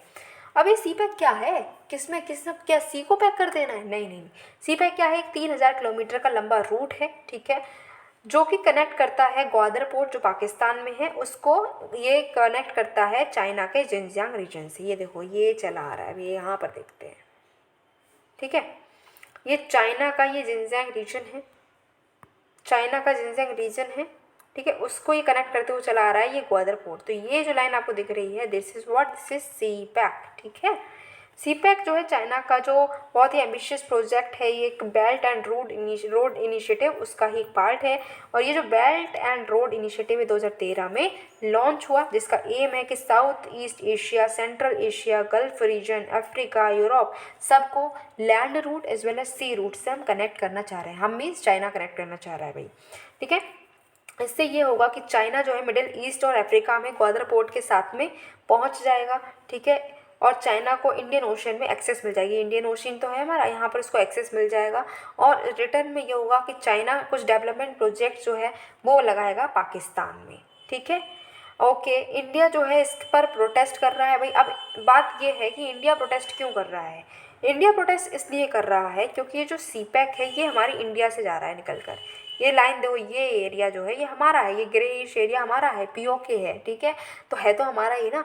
तो यहाँ से ये जो है निकलता हुआ जा रहा है, और इसी बात पर हम ऑब्जेक्ट कर रहे हैं कि भाई ये क्यों कर रहे हो, कहीं और से लेकर जाओ, हमारे इंडिया में क्यों घुसा है, हम तो इसका पार्ट भी नहीं है। ओके, अच्छा नेक्स्ट टॉपिक की बात करते हैं। नेक्स्ट टॉपिक है गिलगिट बाल्टिस्तान रीजन। ठीक है, इसी रीजन से तो अभी हमारा जा रहा था ये सीपैक निकल कर और हम ऑब्जेक्ट कर रहे थे। अच्छा हुआ ये है, ये अभी न्यूज़ में इसलिए है क्योंकि यहाँ पर फ्यूल, फूड, इलेक्ट्रिसिटी सारी चीज़ें की कमी हो गई और इसी वजह से बहुत ज़्यादा डिमॉन्स्ट्रेशन होने लगी है, लोग रैलियाँ निकालने लगे हैं। ठीक है, क्यों? क्योंकि यहाँ पर खाने पीने को कुछ है ही नहीं, ना इलेक्ट्रिसिटी है, ना फ्यूल है, ना फूड है। अच्छा गिलगिट की बात करें तो गिलगिट जो है हमारा जम्मू कश्मीर जब राजा महाराजाओं का समय था तब जब जम्मू कश्मीर के राजा थे उनके राज्य का ये हिस्सा था। ठीक है, इंडिया पाकिस्तान सीज फायर जो है 1949 की उसको फॉलो करते हुए एक प्रोविजनल गवर्नमेंट बनी आज़ाद जम्मू कश्मीर की और ये एरिया पाकिस्तान ने ऑक्युपाई कर लिया। 2021 में इंडिया ने पाकिस्तान को क्रिटिसाइज़ किया है क्योंकि पाकिस्तान गिलगिट बाल्टिस्तान को एक प्रोविंशियल स्टेटस देना चाह रहा था, उसने ये देने की कोशिश की तो हमने उसको क्रिटिसाइज़ किया। जो जम्मू कश्मीर की यूटी है और लद्दाख की यूटी है, गिलगिट बाल्टिस्तान, ठीक है, इसको भी इंक्लूड करते हुए ये सब इंडिया का पार्ट है, हमारा इंडिया का पार्ट है। क्योंकि जम्मू कश्मीर जब 1947 में इंडिया में जुड़ा था तब ये सारा रीजन हमारे साथ जुड़ा था। तो गिलगिट बाल्टिस्तान हो गया, लद्दाख हो गया, जम्मू कश्मीर हो गया, ये पूरा का पूरा ये पूरा रीजन हमारा ही है। ठीक है, ऐसा हम बोलते हैं। अब ये बहुत ही इम्पॉर्टेंट है, जो चाइना का सीपैक है इसके लिए बहुत इम्पॉर्टेंट है।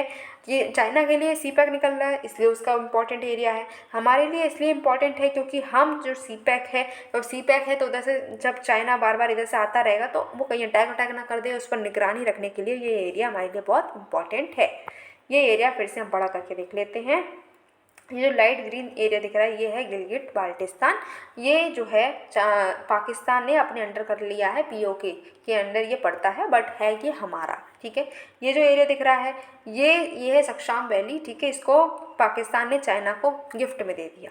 ये अक्साई चिन्ह है जिसको चाइना ने कब्जा रखा है। ये लद्दाख और जम्मू कश्मीर ये हमारा अभी भी है, मतलब वो तो है तो सब हमारा है लेकिन इस पर अभी हमारा कंट्रोल चल रहा है। अब चलते हैं हम लोग बांग्लादेश। भैया देखो, हम चाइना घूम आए, हम पाकिस्तान घूम आए, पड़ोसियों के पास जाकर घूम रहे हैं, तो हम कहाँ चलेंगे, कौन से पड़ोसी से मिलने चलेंगे? बांग्लादेश चलते हैं। क्यों न्यूज़ में है ये? तो न्यूज़ में इसलिए है क्योंकि इंडिया और बांग्लादेश ने बहुत सारे इनिशिएटिव्स को लॉन्च किया है, अनाउंस किया है कि हम अपने कोऑपरेशन को और बढ़ाएंगे। इसके लिए कई सारे इनिशिएटिव्स जो हैं इंडिया और बांग्लादेश ने लेकर आए हैं। चलो देखते हैं कौन कौन से इनिशिएटिव्स जो हैं जो कि इंडिया और बांग्लादेश अभी अनाउंस किए हैं। इन्होंने अनाउंसमेंट क्या क्या किया है, चलो देखते हैं। कुछ डिसीजंस और इनिशिएटिव्स क्या हैं।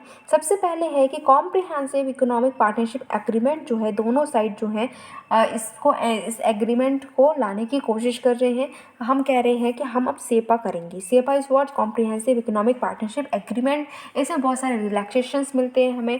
ठीक है, हम जो है ये बायलैटरल एग्रीमेंट होता है जिसमें गुड्स और सर्विसेज का ट्रेड आता है, इन्वेस्टमेंट, कॉम्पिटिशन, IPR सारी चीज़ें इसमें इंक्लूड होती हैं। हम बहुत ज़्यादा रिलैक्सेशन देते हैं। ठीक है, जैसे कि हमने टैक्स कम कर दिया, टैक्स जो है टैक्स बैरियर हटा दिए, ट्रेड बैरियर हटा दिए, कस्टम ड्यूटी कम कर दी, ये सारी चीज़ें हम सेपा में करते हैं। तो हम अपने ट्रेड को और बढ़ाने के लिए, बांग्लादेश के साथ में हम अपने ट्रेड को और स्ट्रॉन्ग करने के लिए सेपा जो है इसको लाने की कोशिश कर रहे हैं।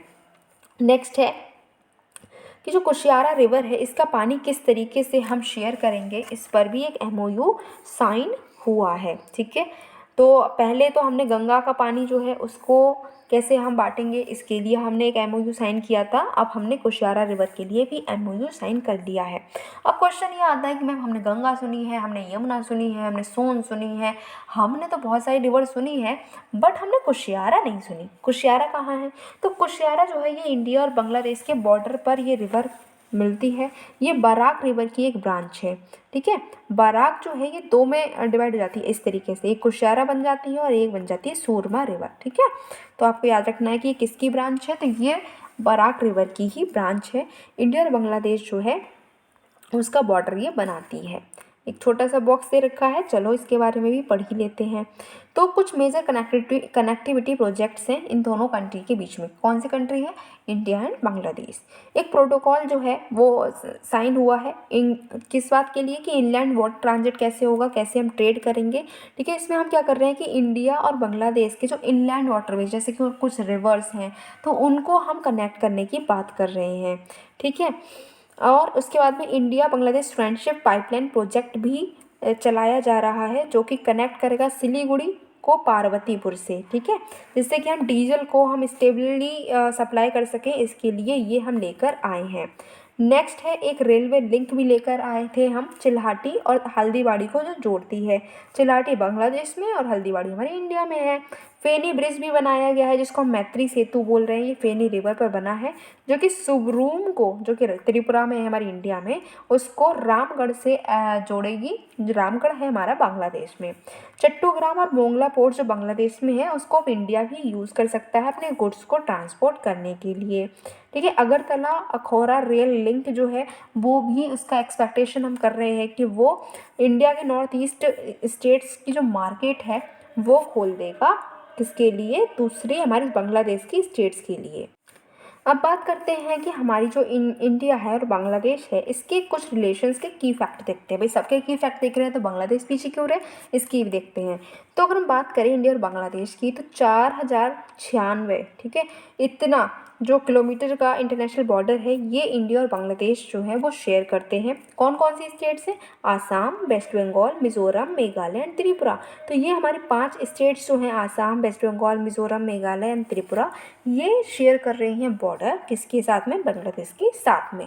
और जितना भी हम बॉर्डर शेयर करते हैं अलग अलग कंट्रीज़ के साथ में तो सबसे बड़ा बॉर्डर हम बांग्लादेश के साथ में ही शेयर करते हैं। एज वेल एज बांग्लादेश जो है वो इंडिया का बिगेस्ट ट्रेड पार्टनर भी है साउथ एशिया में। तो साउथ एशिया में बहुत सारी कंट्रीज़ हैं जिसमें हमारा बांग्लादेश भी है और बांग्लादेश हमारा सबसे बड़ा ट्रेड पार्टनर है। ठीक है, वर्ल्ड की बात नहीं है, साउथ एशिया की बात है। India second biggest trade partner है बांग्लादेश का चाइना के बाद में। तो बांग्लादेश हमारा तो बिगेस्ट ट्रेड पार्टनर है, बट अगर हम बात करते हैं बांग्लादेश की तो हम उसके बिगेस्ट ट्रेड पार्टनर नहीं है, हम सेकेंड नंबर पर आते हैं, चाइना उसके लिए फर्स्ट नंबर पर आता है। ट्रेड कितना होता है? तो 18 बिलियन डॉलर का ट्रेड हम दोनों कंट्री के बीच में होता है। अच्छा, बांग्लादेश जो है वो सबसे बड़ा रिसिपिएंट है इंडियन लाइन्स ऑफ क्रेडिट का। हम बहुत सारे लाइन्स ऑफ क्रेडिट देते हैं तो हम सबसे ज़्यादा बांग्लादेश को ही देते हैं। ठीक है, अभी हमने क्रेडिट दी थी कि हम जॉइंट प्रोडक्शन करेंगे डिफेंस इक्विपमेंट का, इसके लिए हमने 500 मिलियन US डॉलर का लाइन ऑफ क्रेडिट बांग्लादेश को दिया था। ठीक है, 1971 के जो हमारा इंडिया और पाकिस्तान का वॉर हुआ था उसके बाद में इंडिया और बांग्लादेश ने ट्रीटी साइन की थी, that is the treaty of peace and friendship 1972 में। अच्छा, इंडिया की बात करी जाए तो हम 54 रिवर्स के साथ में, रिवर्स जो है वो ट्रांस बाउंड्री है, मतलब 54 ऐसी रिवर्स है जो इंडिया और बांग्लादेश दोनों में बह रही हैं। ठीक है, तो इस पर कई सारे डिस्प्यूट्स हैं जिसको हमने सॉल्व करने के लिए कई कोशिश की है। इंडिया और बांग्लादेश जो है वो इंटरनेशनल फोरम में भी कोऑपरेशन को करता है, जैसे कि सार्क है, बिम्स्टेक है, BBIN है, इंडियन ओशन रिम एसोसिएशन है। इन सब में हम दोनों जो इंडिया और बांग्लादेश है ये पार्ट हैं। ठीक है, अब यहाँ पर हम देख लेते हैं एक बार इसको, ये रहा बांग्लादेश। ठीक है, तो यहाँ पर क्या क्या ऐसी स्टेट्स है जिससे बाउंड्री को शेयर कर रही हैं? तो मिज़ोरम है, त्रिपुरा है, ठीक है, आसाम है, मेघालय है एंड वेस्ट बंगाल है। 5 हो गई? जी हो गई। तो ये जो है हम बॉर्डर शेयर करते हैं। आगे देखते हैं आगे क्या है, कौन कौन से कनेक्टिविटी प्रोजेक्ट्स हैं जो कि इंडिया और बांग्लादेश के बीच में हैं। तो हमने रूपसा ब्रिज को इनॉग्रेट किया है जो कि कुलना मोंगला पोर्ट रेल प्रोजेक्ट का ही एक पार्ट है। खुलना दर्शना रेलवे लिंक प्रोजेक्ट जो है इसको हम अपग्रेड कर रहे हैं इसके इंफ्रास्ट्रक्चर। ठीक है, जिससे कि जो हमारे इंडिया में दर्शना है उससे खुलना तक का जो इंफ्रास्ट्रक्चर है इसको हम अपग्रेड करेंगे। पार्वतीपुर क्वानिया रेलवे लाइन जो है वो कनेक्ट करेगा जो आपका बॉर्डर रेल है, ठीक है, बिरोल में और राधिकापुर में, इसके जो बॉर्डर रेल है इसको कनेक्ट करेगा। दूसरे क्या है कि मैत्री पावर प्लांट रामपाल में लगाया है, खुलना जो है वो लगाया गया है, हमने मदद की है। ठीक है, हमारी मदद से ये जो पावर प्लांट है ये लगा है बांग्लादेश में। ओके, तो बांग्लादेश तो घूम आए हैं, अब कहाँ चलेंगे, अब चलते हैं नेपाल। ठीक है, थोड़ी देर नेपाल घूम घाम के आते हैं। नेपाल के साथ में हमने 8 पैक्ट्स जो हैं वो करे हैं, 8 हमने एग्रीमेंट्स करे हैं, इसीलिए ये न्यूज़ में है। अच्छा, आपने क्या क्या एग्रीमेंट करे हैं, तो रेलवेज़ को लेकर एक एग्रीमेंट किया है हमने। क्या कहा, हमने कहा कि हम क्रॉस बॉर्डर रेलवे लिंक बनाएंगे, लाइन बनाएंगे जयनगर जो हमारा बिहार में है उससे कनेक्ट करेंगे हम कुर्था को। कुर्था कहाँ पर, नेपाल में। तो एक हम ऐसी लिंक बनाने जा रहे हैं, क्रॉस बॉर्डर रेलवे लाइन, ठीक है, जो कि बिहार के जयनगर को कुर्था जो नेपाल में है उसको कनेक्ट करेगा। पावर को लेकर भी हमने एक एग्रीमेंट किया है। हम क्या कह रहे हैं कि हमने एक सोलू कॉरिडोर है, ठीक है, जो कि 90 किलोमीटर का एक लंबा कॉरिडोर है, वो भी हम बिल्ड करें। उसके लिए हम क्या कर रहे हैं, हमने लाइन ऑफ क्रेडिट दिया है। किसको दिया है, नेपाल को दिया है। हमने Kataiya Kusaha and Raxaul Parwanipur cross border power transmission lines का भी इनॉग्रेशन किया है। जो ट्रांसमिशन लाइंस होती हैं, जैसे बड़े बड़े तार होते हैं और बिजली एक जगह से दूसरी जगह जाती है, उसकी यहाँ पर बात हो रही है। दोनों ही साइड जो है वो पंचेश्वर मल्टीपर्पज़ प्रोजेक्ट का इम्प्लीमेंट करेंगे, उसको इम्प्लीमेंट करने की बात करी है। कनेक्टिविटी को लेकर भी हमने कई सारे एग्रीमेंट्स किए, जैसे कि हम एक ब्रिज बनवा रहे हैं मेची रिवर पर। ठीक है, मेची रिवर पर हम एक ब्रिज बनवाएंगे। नेपाल ने इंटरनेशनल सोलर अलियांस जो हमारी तरफ से एक इनिशिएटिव है उसको भी जो है ज्वाइन करा है। इंडिया का रुपे कार्ड है वो नेपाल में भी अब चलेगा, ऐसा भी बोला जा रहा है। अच्छा जी, कुछ रिसेंट डेवलपमेंट्स की बात करें तो इंडिया जो है वो इंटरनेशनल सेंटर है बुद्धिस्ट कल्चर और हेरिटेज के लिए। पीएम लेड एक फाउंडेशन है। पीएम ने क्या करा है, इंडिया का international centre for Buddhist culture and heritage जो है उसको उसकी फाउंडेशन रखी है लुम्बिनी में। ठीक है, लुम्बिनी कहाँ है, नेपाल में है। सिस्टर सिटीज़ की बात करें तो इंडिया और नेपाल ने एग्री किया है कि वो सिस्टर सिटी रिलेशनशिप्स को बनाएगा। किसके बीच में, लुम्बिनी जो कि बर्थ प्लेस है लॉर्ड बुद्धा का, और कुशीनगर जो डेथ प्लेस है लॉर्ड बुद्धा का। ठीक है, सप्तकोशी डैम प्रोजेक्ट की बात करें तो इंडिया और नेपाल ने एग्री किया है कि सप्तकोशी हाई डैम प्रोजेक्ट है इसको आगे लेकर जाया जाएगा, इस पर काम बढ़ाया जाएगा, जिससे कि फ्लड्स जो हैं नेपाल में, जो फ्लड्स आती रहती हैं, बिहार में फ्लड्स आती रहती हैं, इसको रोका जाए और हम हाइड्रो पावर को भी बनाएंगे। महाकाली ट्रीटी हमने पढ़ी थी कि ये हुई थी, करनाली प्रोजेक्ट चला था, अरुण थर्ड प्रोजेक्ट भी चल रहा है ईस्टर्न नेपाल के। बेस्ट सेती और सेती रिवर प्रोजेक्ट जो है इसके लिए एमओयू साइन कर लिया गया है, जिससे कि हम क्या करेंगे, बेस्ट सेती और सेती प्रोजेक्ट जो है इसको डेवलप करेंगे, जो कि चाइना ने अबंडन कर दिया है, तो इसको अब हम डेवलप करेंगे। एमओयू जो है वो नेपाल के साथ में साइन किया गया है बायोडाइवर्सिटी कंजर्वेशन को भी लेकर। ट्रांस बाउंड्री प्रोटेक्टेड एरिया जो है नेपाल में, और इसके लिए हम कंजर्व करने की बात कर रहे हैं। जैसे कंचनजंगा कंजर्वेशन एरिया है, ये नेपाल और इंडिया दोनों ही इसको शेयर करते हैं। तेराई आर्क लैंडस्केप दोनों ही कंट्री शेयर कर रही हैं। सेक्रेड हिमालयन लैंडस्केप जो है वो भी दोनों कंट्री शेयर कर रही हैं, इसीलिए हमने एक एमओयू साइन करा है कि हम इसको कंजर्व करेंगे। अच्छा, इंडिया और नेपाल के रिलेशनशिप जो है इसको हम देखते हैं, इसका कुछ की फैक्ट देखते हैं। तो इंडिया और नेपाल जो है लगभग 1800 किलोमीटर का लंबा ओपन बॉर्डर शेयर कर रहा है। मतलब नेपाल से कोई इंडिया आ सकता है, इंडिया से नेपाल जा सकता है, इट इज़ ओपन। ठीक है, कौन कौन से स्टेट्स हैं जो ये रिलेशनशिप जो है उसको शेयर कर रही, कौन सी ऐसी स्टेट्स हैं जो नेपाल के साथ में बॉर्डर को शेयर कर रही हैं, तो यूपी है, उत्तराखंड है, वेस्ट बंगाल है, बिहार है, सिक्किम। 5 अब तक जितने भी हमने देखे हैं सब में 5 ही स्टेट देखी है, राइट। तो India Nepal treaty of peace and friendship 1950 में साइन हुई, जो कि बेड रॉक है। हमारी जो स्पेशल रिलेशन है इंडिया नेपाल का, बहुत ही अच्छा रिलेशन है।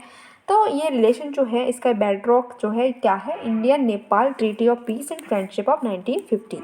नेपाली सिटीजन जो हैं इंडिया में लगभग 8 मिलियन नेपाली सिटीजन्स हैं जो कि इंडिया में रहते हैं, इंडिया के फैसिलिटी और अपॉर्चुनिटी का यूज़ करते हैं। इंडिया जो है लार्जेस्ट ट्रेडिंग पार्टनर है नेपाल का। ठीक है, हमारा बायलेटरल ट्रेड जो है $7 बिलियन से भी ज़्यादा का होता है।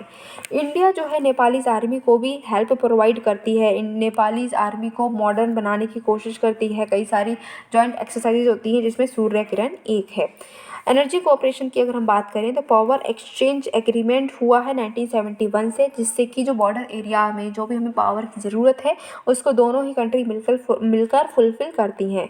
साउथ एशिया का पहला cross border petroleum products pipeline भी हमारी इंडिया और नेपाल के बीच में बना हुआ है। ठीक है, इसको फंड इंडिया करता है। मोतिहारी को ये नेपाल के अमलेखगंज जगह से ये जोड़ता है। Swami Vivekananda centre for Indian culture जो है वो काठमांडू में इस्टेब्लिश किया गया है, जो कि इंडिया के कल्चर को अच्छी तरीके से शोकेस करता है। दोनों ही कंट्री जो है वो कॉपरेट करती हैं बहुत सारे प्लेटफॉर्म्स में, जैसे BBIN, बिमस्टेक, और नाम जो है सार्क है। इसमें हम इंडिया और नेपाल दोनों ही पार्ट हैं। लेकिन हमारा ऐसा नहीं है कि भाई अब जहाँ पर भी अगर फ्रेंडशिप है तो लड़ाई नहीं होगी क्या? भाई लड़ाई हो जाती है ना, हमारी खुद के बेस्ट फ्रेंड से लड़ाई हो जाती है, तो इनकी लड़ाई हो जाती है। काला पानी को लेकर जो है लड़ाई चलती रहती है इंडिया और नेपाल की, ठीक है। अभी भी इन्होंने मैप कुछ चेंज करा था तो उसमें भी लड़ाई हुई थी। तो ये नेपाल आप देख सकते हैं, यहाँ पर ये रहा हिमालयन एरिया, तो यहाँ पर नेपाल ये देखने को मिल रहा है। ये चाइना है, तिब्बत है, नेपाल ये रहा, ये ग्रीन, ये सब नेपाल ही है। नेपाल भी घूम लिए, अब कहाँ चलेंगे? अब बहुत ऊपर ऊपर घूम चुके हैं, अब चलेंगे साउथ में, मतलब हम चल रहे हैं अब श्रीलंका में। अब घूमेंगे श्रीलंका में, हाँ जी। तो ये न्यूज़ में इसलिए आए हैं क्योंकि इंडिया और श्रीलंका ने एक MOU को साइन किया है, ठीक है। किसके लिए? कि भारत इलेक्ट्रॉनिक्स लिमिटेड है वो एक maritime rescue coordination centre Colombo में बनाएगी, इसके लिए ही एक MOU साइन हुआ है। और क्या बात है? तो ये जो मैरीटाइम रेस्क्यू कोऑर्डिनेशन सेंटर है, ये इंटरनेशनल नेटवर्क का एक पार्ट है, जो कि UN इंटरनेशनल मैरीटाइम ऑर्गेनाइजेशन बना रहा है, ठीक है, उसका ही एक पार्ट है। ये क्या कर रहा है? ये जो सी लेन्स है उसको मॉनिटर करेगा कि अगर कोई इमरजेंसी हो जाती है, कोई वेसल है वो डिस्ट्रेस में, कोई वेसल फंस गया है, उस पर कोई अटैक हो गया है, उसका फ्यूल ख़त्म हो गया है, या फिर कोई डिजास्टर आ गया है, कोई वेसल फंस गया है, तो उसमें ये जो है आपका कोऑर्डिनेशन सेंटर है ये हेल्प करेगा, ठीक है। किसके अंडर है ये? UN इंटरनेशनल मैरीटाइम ऑर्गेनाइजेशन के अंडर ये है। हर कंट्री रिस्पॉन्सिबल है कि वो अपना सर्च और रेस्क्यू रीजन बनाएगी। उसका जो भी अपना सर्च एंड रेस्क्यू रीजन है उसमें अगर कोई भी अगर दिक्कत आती है, कोई इमरजेंसी आती है, तो उसमें रिस्पॉन्स कौन करेगा? वही कंट्री करेगी जिसका वो रीजन है, ठीक है। ये कोऑर्डिनेट कौन करता है? तो यहाँ पर नेवी, कोस्ट गार्ड जो है, हर कंट्री के नेवी और कोस्ट गार्ड इसमें क्या करते हैं? कोऑर्डिनेट करते हैं। इंडिया में बात करें तो कोऑर्डिनेटिंग एजेंसी कौन है? तो कोस्ट गार्ड जो है हमारे, वो इसमें कोऑर्डिनेटिंग एजेंसी हैं। कुछ की फैक्ट्स देखते हैं। तो हमने फ्री ट्रेड एग्रीमेंट को 2000 में ही साइन किया है श्रीलंका के साथ में। श्रीलंका हमारा बड़ा ट्रेड पार्टनर है, ठीक है। सबसे जो सार्क कंट्रीज़ हैं उसमें सबसे बड़ा ट्रेडिंग पार्टनर कौन है? तो श्रीलंका ही है, ठीक है। इंडिया भी लार्जेस्ट कंट्रीब्यूटर है FDI का। तो वो श्रीलंका में जो FDI जाती है उसमें सबसे ज़्यादा FDI कहाँ से जा रही है? इंडिया से जा रही है। ये रहा श्रीलंका, ठीक है। श्रीलंका जो है मेजर डेवलपमेंट पार्टनर है, ठीक है। इंडिया का जो मेजर डेवलपमेंट पार्टनर कौन है? श्रीलंका है, ठीक है। इंडियन हाउसिंग प्रोजेक्ट जो है, जो कि 1990 इमरजेंसी एम्बुलेंस सर्विसेज को प्रोवाइड करने की बात करता है पूरी कंट्री में, ठीक है। तो ये भी इंडिया के कुछ ग्रांट प्रोजेक्ट्स हैं जो श्रीलंका में चल रही है। 1990 इमरजेंसी एम्बुलेंस हम पूरे श्रीलंका में पहुंचाते हैं। बुद्धिज़्म की बात करें तो स्ट्रॉन्गेस्ट पिलर है जो कि दोनों नेशंस को कनेक्ट करता है, ठीक है। अशोका के टाइम से ही हमारे बहुत अच्छे रिलेशन है श्रीलंका के साथ में। अशोका ने अपने जो बच्चे थे, ठीक है, महिंद्रा एंड संघमित्रा, उनको भेजा था श्रीलंका में कि जाओ और लॉर्ड बुद्धा की जो भी टीचिंग्स है उसको श्रीलंका में फैलाओ, स्प्रेड करो, ठीक है। इंडिया और श्रीलंका के फाउंडेशन की बात करें तो 1998 में हमारी इंडिया श्रीलंका फाउंडेशन को बनाया गया। ये क्या है? एक इंटर गवर्नमेंटल इनिशिएटिव है जो कि कॉपरेशन को बढ़ाने की बात करता है यंगर जनरेशन्स के बीच में। गवर्नमेंट ऑफ इंडिया ने टूरिस्ट वीज़ा स्कीम भी लेकर आए हैं जो कि श्रीलंकन टूरिस्ट के लिए ये काफ़ी मददगार साबित होगी। इंडिया और श्रीलंका भी कई सारे मल्टीलेटरल ग्रुप के पार्ट हैं, जैसे कि सार्क, बिमस्टेक, आयोरा, नाम, ADB, UN, इन सब के दोनों ही कंट्रीज़ पार्ट हैं। अच्छा, अब हम देखते हैं एक और हमारा जो टॉपिक है दैट इज़ कच्छातीवू आइलैंड। अब कच्छातीवू आइलैंड हमेशा चर्चा में रहता है, कई सारी लड़ाई होती रहती है, तो इसी वजह से ये आइलैंड जो है ये चर्चा में रहता है। हुआ ये है कि अभी प्राइम मिनिस्टर तमिलनाडु विजिट करने गए, तो तमिलनाडु के जो CM हैं उन्होंने कहा कि कच्छातीवू जो आइलैंड है, जो हमने गिफ्ट में श्रीलंका को दिया था, अब ये आइलैंड हमें वापस करवा दो, ठीक है। अभी इंडिया को ये आइलैंड चाहिए है। अच्छा, ये कौन सा आइलैंड है, कहाँ पर है, पहले ये देखो।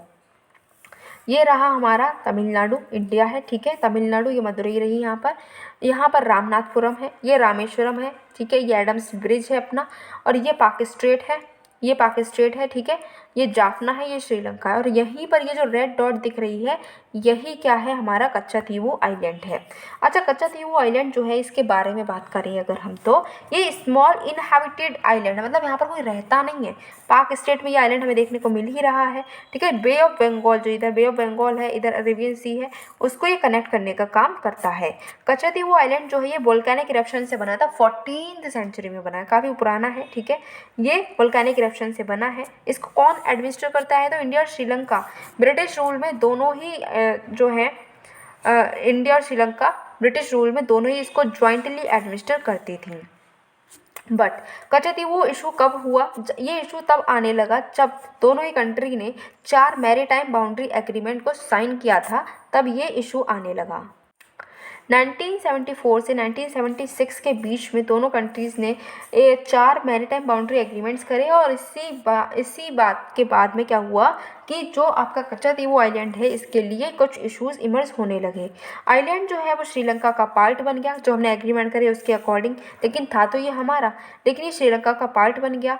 अब ये पार्ट इसलिए बन गया क्योंकि हमने देखो गिफ्ट में ये श्रीलंका को दे तो दिया, लेकिन श्रीलंका तो अब इतना सेल्फिश हो गया कि हमारे इंडियन फिशर्स अगर उस पर जाकर रेस्ट कर लें तो इन जो आपके या फिर अपने जो नेट्स हैं उसको सुखा ले हमारे फिशर्स जाकर उस आइलैंड पर, तो ये उनको गोली मार देता है, उनको अरेस्ट कर लेता है। तो ये तो अच्छी बात नहीं है ना, वो आइलैंड हमारा ही था, हमने आपको गिफ्ट में दे दिया, कोई बात नहीं। अब आप इतना तो कर सकते हो ना कि हमारे अगर फिशरमैन हैं वो बेचारे थक गए तो वहाँ पर रेस्ट कर सके, अपने जो नेट्स हैं उनको सुखा सके, बट इतनी परमिशन भी ये नहीं देता, ठीक है। ये तो कभी कभी शूटिंग शुरू कर देता है या फिर सीधे सीधे उनको अरेस्ट कर लेता है। तो इसी वजह से क्या हो रहा है कि इश्यूज हो रहे हैं। अब देखते हैं अफगानिस्तान, ठीक है। अफगानिस्तान क्यों न्यूज़ में रहा इसको देखते हैं। तो अभी हमने देखा था कि अफगानिस्तान में भाई जैसे ही यूएस का विड्रॉल हुआ तो फिर बहुत ज़्यादा वहाँ पर टर्मोइल देखने को हमें मिला था, काफ़ी ज़्यादा वहाँ पर हमने देखा था कि हालात बिगड़ चुके थे, और हमने अपनी एम्बेसी वहाँ पर बंद कर दी थी। लेकिन अब जब हालात सुधरे हैं तो हमने काबुल में अपनी एम्बेसी फिर से खोल ली है, और इसीलिए ये न्यूज़ में आ गया है। अच्छा, तालिबान ने उस पर टेक ओवर कर लिया है, यूएस वहाँ से चला गया है, ये हमें पता ही है। तो और क्या फैक्ट्स हैं, इंडिया अब क्या कर रहा है वहाँ पर, तो इंडिया ने एक ऑपरेशन देवी शक्ति को चलाया, ठीक है। जो हमारे इंडियन सिटीजन्स हैं जो अफगानिस्तान में रह रहे थे, और जब वहाँ पर टर्मोइल हुआ, वहाँ पर इतनी लड़ाई हो रही थी, और जब वहाँ पर तालिबान ने अफगानिस्तान पर अपना कब्जा किया, तब हम अपने सिटीजन्स को अपनी इंडिया में लेकर आए थे और एक ऑपरेशन चलाया था देवी शक्ति। उसी ऑपरेशन के अंडर हम अपने इंडियन सिटीजन्स को लेकर आए थे, ठीक है। कहाँ से, इंडिया, अफगानिस्तान से India. 4th regional security dialogue जब हुआ अफगानिस्तान पर दुशानबे में, तब जो हमारे नेशनल सिक्योरिटी एडवाइज़र हैं उन्होंने कहा कि अफगानिस्तान की कैपेबिलिटी को बढ़ाना होगा कि वो टेररिज्म जो है उसको काउंटर कर सके, उसको रोक सके, टेररिज्म को रोकथाम करने की ज़रूरत है। इसके लिए अफगानिस्तान को और कैपेबल बनाना चाहिए। इंडिया ने पहले एक स्ट्रॉन्ग पोजीशन ली थी कि इंडिया जो है अगर तालिबान कंट्रोल करता है अफगानिस्तान को तो इंडिया तालिबान के साथ में कैसे भी इंगेजमेंट नहीं करेगा, कोई भी रिलेशनशिप मेंटेन नहीं करेगा। बट अफगानिस्तान हमारे लिए बहुत इम्पॉर्टेंट है, बहुत ज़्यादा स्ट्रैटेजिक हमारे लिए उसका इम्पोर्टेंस रहती है, इसीलिए हम तालिबान के साथ में अभी भी इंगेज कर रहे हैं। लेकिन हाँ, तालिबान की बात नहीं मानते, टर्म्स हमारी रहती हैं। और दूसरे हम रेस्क्यू ऑपरेशंस की बात करें देवी शक्ति के अलावा, तो हाँ, एक ऑपरेशन सुकून है, 2006 में ये लॉन्च हुआ था, जिसमें हमने श्रीलंका और नेपाल और इंडिया के सिटीजन्स थे, वो एक वॉर हिट एरिया था लेबानन, ठीक है, वहाँ से, लेबानन एक जगह है ना, तो वहाँ से हम अपने जो इंडियन, श्रीलंकन और नेपाली सिटीजन्स को लेकर आए थे। जब वहाँ पर वॉर हो रही थी तो उनको हम बचा कर लेकर आए थे ऑपरेशन सुकून के अंडर। नेक्स्ट है ऑपरेशन सेफ होम कमिंग 2011। ये जब लिबिया में सिविल वॉर हुआ था तब हम अपने इंडियन सिटीजन्स को वापस लेकर आए। ऑपरेशन राहत 2015 में, ठीक है, इसमें हमने क्या किया कि जो यमन में कन्फ्लिक्ट हो रहे थे तब इंडियंस और फॉरेन सिटीजन्स को हम वहाँ से लेकर आए थे। ऑपरेशन गंगा 2022 में, जब हम यूक्रेन से इंडियंस को लेकर आए, हमने देखा था कि हमारे कई सारे बच्चे जो थे वो यूक्रेन में पढ़ाई कर रहे थे, बट वहाँ पर वॉर हो गया तो उनको हम लेकर आए थे किसके अंडर, ऑपरेशन गंगा के अंडर।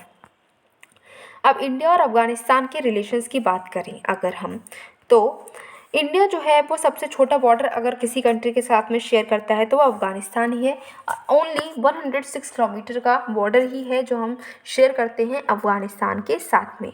ठीक है, हमारे रिलेशनशिप की बात करें अफ़गानिस्तान के साथ तो काफ़ी पुरानी हड़प्पन सिविलाइजेशन से ही हमारे रिलेशनशिप जो है इंडिया और पाकिस्तान के वो इस्टेब्लिश्ड, इंडिया और अफ़गानिस्तान के वो इस्टेब्लिश्ड है।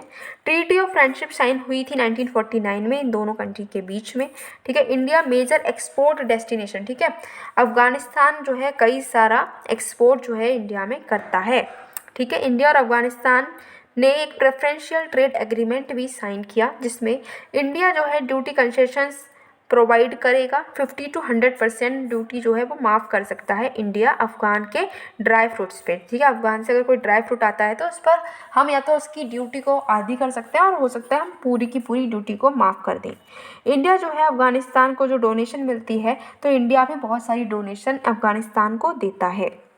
India Afghanistan air freight corridor भी 2017 से ऑपरेशन में चल ही रहा है। 2002 से 2021 तक की बात करें तो इंडिया ने $4 बिलियन जो है अफ़गानिस्तान में डेवलपमेंट करने के लिए खर्च किए हैं।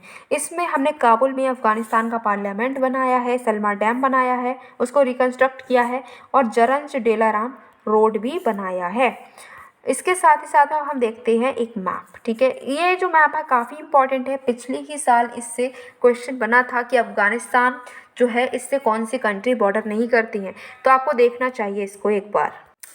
तो अफ़गानिस्तान जो अगर हम इसको देखते हैं तो इसमें हमें देखने को मिलता है क्या, इसमें हमें देखने को मिल रहा है इधर है ताजिकिस्तान, ठीक है, इधर उज्बेकिस्तान, तुर्कमेनिस्तान, ईरान, पाकिस्तान और इधर थोड़ा सा इंडिया, तो ये और इधर चाइना भी दिख रहा है। तो ये जो कंट्रीज़ हैं ये बॉर्डर शेयर कर रही हैं अफ़गानिस्तान के साथ में। कौन सी कंट्रीज़ बॉर्डर शेयर कर रही हैं इसको आपको याद करना पड़ेगा, हो सकता है फिर से क्वेश्चन बन जाए। अब नेक्स्ट है, अब हम घूमने चलेंगे मालदीव्स। भैया हर किसी की फेवरेट प्लेस, ठीक है, हर कोई जाना चाहता है मालदीव्स। तो आप देखते हैं मालदीव्स और इंडिया के रिलेशनशिप्स। ठीक है, अभी हुआ ये है कि इंडिया और मालदीव्स ने 6 एग्रीमेंट को साइन किए हैं। अब ये 6 एग्रीमेंट किस किस बात को लेकर साइन किए गए हैं, तो cyber security, disaster management, social housing, जिससे कि हम इंडियन ओशियन रीजन जो है उसमें हम स्टेबिलिटी को मेंटेन रखें, पीस एंड स्टेबिलिटी बनी रहे, इसके लिए ये एग्रीमेंट साइन किए गए हैं। साथ ही साथ में इंडिया जो है वो $100 मिलियन जो है वो उतना क्रेडिट दे रहा है। किसके लिए क्रेडिट दे रहा है, ग्रेटर मेल कनेक्टिविटी प्रोजेक्ट को करने के लिए ये पैसा हम दे रहे हैं। ये ग्रेटर मेल कनेक्टिविटी प्रोजेक्ट जो है ये इंडिया फंड कर रहा है। ये एक इंफ्रास्ट्रक्चर प्रोजेक्ट है जो कि मेल जो है आपकी मालदीव्स की जो कैपिटल है उसको ये उसके आसपास के आइलैंड्स से कनेक्ट करेगा। दोनों ही कंट्री जो हैं उन्होंने सिक्योरिटी कोऑपरेशन पैक्ट को साइन किया है। ठीक है, जिसमें हम फिर से पैसा दे रहे हैं मालदीव्स को कि वो अपनी मैरीटाइम डोमेन में कैपेसिटी बिल्डिंग कर ले। मालदीव्स कोलंबो सिक्योरिटी कॉन्क्लेव का भी पार्ट है और ये कॉन्क्लेव को इनिशिएट किया था हमारी इंडिया ने, जिससे कि हम श्रीलंका, मॉरिशियस के साथ साथ इंडियन ओशियन में भी कोऑपरेशन को बनाए रखें। ठीक है, National College for Policing and Law Enforcement India का लार्जेस्ट ग्रांड प्रोजेक्ट है मालदीव्स में। ठीक है, अभी इसको अद्दू सिटी में हमने क्या किया है, इनॉग्रेट किया है। मालदीव्स के प्रेसिडेंट जो हैं उन्होंने क्या किया है, एक डिक्री जो है उसको इशू किया है जो कि इंडिया आउट कैंपेन को बैन करती है। इंडिया आउट कैंपेन क्या था, तो ये जो है एक ऑर्गेनाइज्ड कैंपेन था जिसका एम था कि जो रिलेशनशिप है इंडिया और मालदीव्स के उसको हम जो ये कैंपेन है उसके साथ उसके ज़रिए ये जो इंडिया और मालदीव्स के रिलेशन इसको ख़राब करने की कोशिश की जा रही थी और इसको अभी मालदीव्स के प्रेसिडेंट ने बैन कर दिया है। ठीक है, अब ये जो कॉपरेशन है दोनों ही साइड से 2021 में ये डेवलप हुई थी।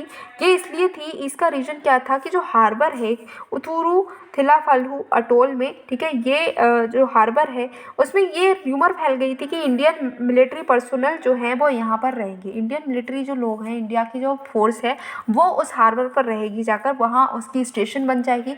ये जब ये र्यूमर फैली तो लोग वहाँ के जो थे मालदीव्स के लोग थे वो क्या करने लगे, वो कह रहे थे कि इंडियंस को वापस भगाओ, इंडिया आउट, ऐसे कैंपेन चला रहे थे। लेकिन ऐसा कुछ है नहीं, इसीलिए इंडियन प्रेसिडेंट जो आपके मालदीव्स के प्रेसिडेंट हैं उन्होंने इसको बैन लगाया है कि नहीं, आप इंडिया आउट जैसा कुछ भी नहीं करेंगे। अब बात करते हैं इंडिया मालदीव्स रिलेशनशिप के कुछ की फैक्ट्स की। तो मालदीव्स जो है, मालदीव्स का सेकंड लार्जेस्ट ट्रेडिंग पार्टनर हमारा इंडिया ही है। बायलैटरल ट्रेड जो है वो $300 मिलियन से भी ज़्यादा हुआ है इन दोनों कंट्री में। मालदीव्स जो है उसका एक स्पेशल प्लेस है इंडिया के नेबरहुड फर्स्ट पॉलिसी में, ठीक है। और साथ ही साथ में इंडिया मालदीव्स ने अपने जो भी पॉलिटिकली इश्यूज थे, ठीक है, मिनिकॉय आइलैंड को लेकर इसको सॉल्व किया है। मिनिकॉय जो है अब इंडिया का पार्ट है। 2016 में इंडिया और मालदीव्स ने कॉम्प्रिहेंसिव एक्शन प्लान डिफेंस के लिए भी साइन किया था। इक्विवेलेंट जो है एक जॉइंट मिलिट्री एक्सरसाइज है जो कि इंडिया और मालदीव्स की आर्मी के बीच में होती है। मालदीव्स सागर का भी पार्ट है। Sagar is what? Sagar is security and growth for all in the region. ये रहा मालदीव्स, हम यहाँ पर इसको देख सकते हैं। ये है मालदीव्स, ये इंडिया, ये श्रीलंका, ये सेशेल्स है, ये मॉरिशस है, ये चैगोस आइलैंड्स हैं। तो ये आप प्लेस यहाँ पर देख सकते हैं कितने पास में हमारे ये मालदीव्स है। ओके, कुछ इंपॉर्टेंट न्यूज़ हैं जिसको भी हम देखते हैं। तो trans Himalayan multi dimensional connectivity network, China और नेपाल ने एग्री किया है कि वो trans Himalayan multi dimensional connectivity network को बनाएंगे। अब ये नेटवर्क क्या है? तो ये जो नेटवर्क है इसको हम ट्रांस हिमालयन नेटवर्क भी बोल रहे हैं। ये एक इकोनॉमिक कॉरिडोर है जिसको 2019 में प्रपोज किया गया था नेपाल और चाइना के बीच में ये प्रपोज किया गया था कि ये चाइना के बेल्ट एंड रोड इनिशिएटिव का पार्ट है। कॉरिडोर का एम है कि वो ports, roads, railways, aviation, communication के बीच में कनेक्टिविटी को बढ़ाना चाहते हैं, ठीक है। इसका एम ये भी है कि ये चाइना और जो साउथ एशिया के बीच में और ज़्यादा इंटीग्रेशन करना चाहते हैं, ठीक है। बॉर्डर कंट्रोल को सॉलिडिफाई करना चाहते हैं। ग्लोबल सिक्योरिटी इनिशिएटिव्स इसको प्रपोज किया है चाइना ने। चाइना के अकॉर्डिंग ये एक नया ग्लोबल सिक्योरिटी इनिशिएटिव है जो कि कोल्ड वॉर मेंटालिटी के अगेंस्ट में काम करेगा, ठीक है। ये काउंटर करेगा यूएस के इंडो पैसिफिक स्ट्रेटजी को, क्वाड को और ऑकस को। जो ये ऑकस अभी नया नया बना है इसको भी काउंटर करने के लिए ग्लोबल सिक्योरिटी इनिशिएटिव लेकर आया गया है। नेक्स्ट है पॉर्क्यूपाइन स्ट्रैटेजी। तो ताइवान जो है वो फोकस कर रहा है पॉर्क्यूपाइन स्ट्रैटेजी में, जिससे कि वो चाइना अगर अटैक करता है ताइवान पर तो ताइवान इससे फाइट बैक कर सकता है। अब ये पॉर्क्यूपाइन क्या है? पॉर्क्यूपाइन एक ऐसी स्ट्रैटेजी है जिसमें हम एसिमेट्रिक वॉरफेयर का यूज़ करते हैं, फोकस करते हैं कि हम वीक स्टेट के जो डिफेंस है उसको फोर्टिफाई कर लें और एनिमी के वीकनेसेस को हम एक्सप्लॉइट करेंगे, ठीक है। स्ट्रेंथ पर ना लड़कर वीकनेसेस को ढूंढकर उस पर हम अटैक करेंगे, ऐसा इसमें किया जाता है। एम इसका ये है कि ताइवान की डिफेंस को इतना सिक्योर कर लिया जाए कि कोई भी अटैकर जो है वो इस पर अटैक ना कर सके, ठीक है, और करे तो हार जाए। आउटर लेयर जो है वो इंटेलिजेंसी बेस्ड है। फिर है सी में गुरिल्ला वॉरफेयर होगा और जो इनर मोस्ट लेयर है उसमें ज्योग्राफी और डेमोग्राफी जो है आइलैंड की उसका यूज़ किया जाएगा। नेक्स्ट है spectrographic investigation of nebular gas project, जिसको हम सिंग बोल रहे हैं। इंडिया और चाइना के बीच में भी टेंशन चल रही है क्योंकि और इसी वजह से इंडियन साइंटिस्ट जो कि सिंग प्रोजेक्ट में इन्वॉल्व हैं तो उनके लिए चिंता हो गई है, ठीक है। अब सिंग क्या है? कोलैबोरेशन है इंडियन इंस्टीट्यूट ऑफ एस्ट्रोनॉमी और रशियन अकेडमी ऑफ साइंसेस के बीच में, जिसमें हम ताइंगोंग जो चाइना का नया परमानेंट स्पेस स्टेशन है उसके लिए पेलोड्स को डिज़ाइन कर रहे हैं। सिंग प्राइमरली डील करता है कि कैसे हम स्पेक्ट्रोग्राफ को सेंड करेंगे और उसको पोजीशन करेंगे। स्पेक्ट्रोग्राफ एक ऐसा इंस्ट्रूमेंट है जो कि कॉन्स्टिट्यूएंट फ्रीक्वेंसी और वेवलेंथ को स्प्लिट करता है, ठीक है, और अल्ट्रावायलेट रेडिएशन को स्टडी करने में भी हेल्प कर सकता है। वुल्फ वॉरियर डिप्लोमेसी, ये न्यूज़ में इसलिए है, वुल्फ वॉरियर डिप्लोमेसी जो है ये डिस्क्राइब करती है कि जो चाइनीज़ डिप्लोमेट हैं ये ऑफेंसिव हो गए हैं। इन्होंने चाइना के नेशनल इंटरेस्ट को बचाने के लिए इन्होंने काफ़ी ये ऑफेंसिव हुए, ठीक है। तो ये इसमें वुल्फ वॉर डिप्लोमेसी इसमें डिस्क्राइब की गई है। वुल्फ वॉर डिप्लोमेसी जो है ये सिम्बलाइज करती है कि कोई भी एग्रेसिव और confrontational hostile type of diplomacy होता है, ठीक है। सोशल मीडिया पे भी अगर आप पब्लिक स्टेज पे कोई भी बहुत ही अग्रेसिव डिप्लोमेसी का यूज़ करते हैं तो उसको वुल्फ वॉरियर डिप्लोमेसी हम कहते हैं। ये डिप्लोमेसी जो है ये एविडेंस जो है इसका एविडेंस देखा गया है ना केवल वर्ड्स में बल्कि जो एग्रेसिव एक्शंस है उसमें भी हम देख सकते हैं वुल्फ वॉरियर डिप्लोमेसी को, ठीक है। अब जो आपकी चाइना है, चाइना बोलती है कि ये हम इसलिए कर रहे हैं क्योंकि अनफेयर अप्रोचेज हो रही है, दूसरी कंट्रीज हम हमारे साथ में ज्यादती कर रही है इसलिए हम ऐसा कर रहे हैं, ठीक है। तो ये चाइना का कहना है। चाइना प्लस वन स्ट्रैटेजी क्या है, तो इंडिया जो है वो सेमीकंडक्टर मैन्युफैक्चरिंग हब बन सकता है चाइना के प्लस वन डाइवर्सिफिकेशन स्ट्रैटेजी के अंदर। चाइना प्लस वन जो है ये एक बिजनेस स्ट्रैटेजी है जिसमें सिर्फ चाइना में इन्वेस्ट करना जो है वो अवॉइड किया जा रहा है और अलग अलग बिजनेस जो एरियाज़ हैं वहाँ अलग अलग कंट्रीज़ में बिजनेसेस को डाइवर्सिफाई किया जा रहा है, वहाँ पर इन्वेस्टमेंट किया जा रहा है। ठीक है, 2018 में ये पॉपुलर हो गई थी।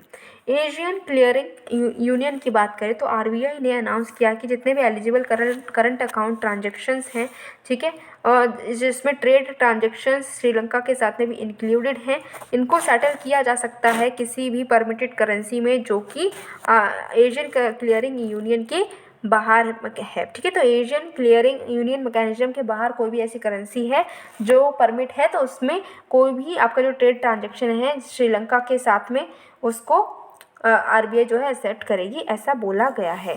तो ये जो आपका एशियन क्लियरिंग यूनियन ऑब्जेक्टिव है, इसका ऑब्जेक्टिव ये है कि पेमेंट जो है मेंबर कंट्रीज़ वो पेमेंट कर सकती हैं अपनी एक दूसरे की करेंसी में ही, उनको डॉलर या फिर ईएन में करने की ज़रूरत नहीं है। अब कुछ प्लेसेस हैं जो न्यूज़ में रहे, तो इंडिया और नेबर्स की बात हम करते हैं। तो सबसे पहले हम देखते हैं जो प्लेस न्यूज़ में रहा वेस्ट सेती डैम। ठीक है, ये वेस्ट सेती डैम कहाँ पर है, वेस्ट सेती डैम है नेपाल में। नेक्स्ट लुम्बिनी हमने देखा ही, लुम्बिनी भी नेपाल में है। फिर हम देखते हैं नेचुपू टनल, ये रही। ठीक है, मानाला पास ये रहा। फिर हम देखते हैं शिंकुला पास, ये रहा 6 नंबर पर शिंकुला पास है। पेंगंग सो, ये हम देख सकते हैं यहाँ पर पेंगंग सो है। ठीक है, गोगरा हॉट स्प्रिंग एरिया ये 3rd नंबर पर देख सकते हैं। एंड डरबुक शेयोक दौलत बेग ओल्डी रोड जो है ये 4th नंबर पर हम देख सकते हैं। तो ये कुछ एरिया जो है ये न्यूज़ में रहे थे। अब इनकी कुछ डिटेल भी दे रखी है तो उसको भी पढ़ते हैं। वेस्ट सेती डैम की अगर हम बात करें नेपाल में है, तो एमओयू साइन हुआ है नेपाल और इंडिया के बीच में कि वेस्ट सेती डैम और सेती रिवर प्रोजेक्ट्स को डेवलप किया जाएगा। सेती का मतलब होता है वाइट रिवर। ठीक है, इसको सेती गंडकी भी बोलते हैं। ये वेस्टर्न नेपाल की रिवर है। ठीक है, ये ओरिजिनेट होती है अन्नपूर्णा मासिव से, महाभारत रेंज को काटते हुए ये त्रिशूली रिवर को ज्वाइन करती है और ये एक लेफ्ट बैंक ट्रिब्यूटरी बनती है देवघाट एरिया में। ठीक है, लुम्बिनी जो कि न्यूज़ में है, प्राइम मिनिस्टर जी ने हमारे लुम्बिनी को विजिट किया था। ठीक है, लुम्बिनी फेमस है क्योंकि ये लॉर्ड बुद्धा जी का बर्थ प्लेस है, सिद्धार्थ गौतम जी का ये बर्थ प्लेस है। तराई प्लेन्स में भी मिलता है नेपाल के। ठीक है, और ये एक बुद्धिस्ट पिलग्रिमेज सेंटर के तरीके से डेवलप हो रहा है। ये एंशिएंट मॉन्यूमेंट प्रिजर्वेशन एक्ट 1956 के अंडर प्रोटेक्टेड भी है और यूनेस्को वर्ल्ड हेरिटेज साइट भी है। अब बात करते हैं गोगरा हॉट स्प्रिंग एरिया की। तो इंडिया और चाइना के ट्रूप्स जो हैं उनका डिसएंगेजमेंट शुरू हो गया है जो पेट्रोलिंग पॉइंट 15 है गोगरा हॉट स्प्रिंग्स में, वहाँ से। पहले क्या हुआ था कि चाइना ने मना कर दिया था कि नहीं वो हॉट स्प्रिंग और गोगरा पोस्ट से नहीं हटेंगे, लेकिन अब वो पीछे हट रहे हैं। ये जो पेट्रोलिंग पॉइंट 15 है ये ऐसे एरिया में लोकेटेड है जिसको हॉट स्प्रिंग बोलते हैं, और पेट्रोलिंग पॉइंट 17A है ये एक ऐसे एरिया में लोकेटेड है जिसको गोगरा पोस्ट बोलते हैं। दोनों की दोनों ही चैनमो रिवर जो गलवान में है उसके क्लोज है। ठीक है, ये काराकोरम रेंज के पास में ये मिलते हैं, पैंगोंग सो के नॉर्थ में। फिर डरबुक शेयोक दौलत बेग ओल्डी रोड। ठीक है, 225 किलोमीटर का रोड है जो कि लेह को काराकोरम पास से कनेक्ट करता है। ठीक है, अब ये जो रोड है ये कनेक्टिविटी प्रोवाइड करता है इंडिया के नदर्न मोस्ट आउटपोस्ट जो है दौलत बेग ओल्डी उसको। ठीक है, वर्ल्ड का हाईएस्ट एयर स्ट्रिप भी यहीं पर है। फिर पेंगोंग सो की अगर हम बात करें तो मिनिस्ट्री ऑफ एक्सटर्नल अफेयर्स जो है उन्होंने कंफर्म किया है कि एक सेकेंड ब्रिज जो है पेंगोंग सो पर वो बन रहा है। ठीक है, अब वो बन रहा है। पेंगोंग सो जो है वो हाई ग्रासलैंड लेक है तिब्बतन एरिया में, वर्ल्ड की हाईएस्ट सॉल्ट वाटर लेक है। ये जो लेक है ये 4350 मीटर की हाइट पर सिचुएटेड है हिमालयन रेंज में। ठीक है, ये एंडोरिक है, मतलब क्या है कि इसका पानी कहीं और नहीं जाता बल्कि सारा पानी यहीं पर रहता है। ठीक है, जो भी पानी इसमें कम होता है वो सिर्फ इवेपोरेशन की वजह से ही कम होता है, ये सिंक होती रहती है। इसमें कलर चेंज होते रहते हैं, कभी हमें ये ब्लू दिखती है तो कभी ग्रीन और कभी कभी तो ये लाल भी हो जाती है। शिंकुला पास की बात करें तो अभी हमारा जो बॉर्डर रोड ऑर्गेनाइजेशन है वो वर्ल्ड का हाईएस्ट टनल जो है वो उसको बिल्ड कर रहा है शिंकुला पास में, जिससे कि हिमाचल को लद्दाख से हम जोड़ सकें। प्रोजेक्ट योजक जो है उसके अंडर ये काम हो रहा है। ये लोकेटेड है जस्कर वैली के बीच में। जस्कर वैली लद्दाख में और लाहौल वैली हिमाचल प्रदेश में है। इन दोनों वैली के बीच में ही ये लोकेटेड है शिंकुला पास। वर्ल्ड का लॉन्गेस्ट टनल जो है वो कौन सा है, वो है अटल टनल जो कि रोहतांग में है। मानाला की बात करें तो ये उत्तराखंड में है।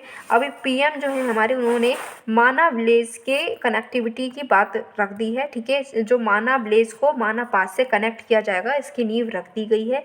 माना पास लास्ट पॉइंट है इंडिया और चाइना बॉर्डर का। ठीक है, और ये एक एंशिएंट ट्रेड रूट भी है इंडिया और तिब्बत के बीच में। इसको डुंगरीला भी बोलते हैं और ये नंदा देवी बायोस्फीयर रिजर्व के अंदर ये लोकेटेड है। ठीक है, माना विलेज जो है वो सरस्वती रिवर के बैंक्स पर रेस्ट करता है और ये भोटियाज एक मंगोल ट्राइब है उसका होम है। नेचीपुर टनल की बात करें तो जो हमारे BRO is what border road organisation जो है उन्होंने फाइनल ब्रेक थ्रू कंडक्ट किया है नेचीपुर टनल में ब्लास्ट करके। नेचीपुर टनल जो है ये बालीपुरा चौधार तवांग रोड पर लोकेटेड है, जो कि बालीपारा असम में है, उसको तवांग से कनेक्ट करती है और बॉर्डर करता है ये चाइना को। ये प्रोजेक्ट वर्तक के अंडर कंप्लीट हुआ है और ये प्रोजेक्ट बीआरओ का था। इसी के साथ में आज का हमारा पार्ट यहीं पर कंप्लीट होता है। आई होप आपने एंजॉय किया होगा और आपको समझ में भी आया होगा। आपको समझ में आया है और आपने एंजॉय भी किया है तो आपको क्या करना है, वीडियो को लाइक करना है, शेयर करना है और कमेंट करके बताना है कि भाई आपको कैसा लगा, और फटाफट से चैनल को सब्सक्राइब करना है, जिससे कि आपको आने वाली वीडियो की नोटिफिकेशन मिल जाए और आप खुद को और ज़्यादा अपडेट कर पाएँ।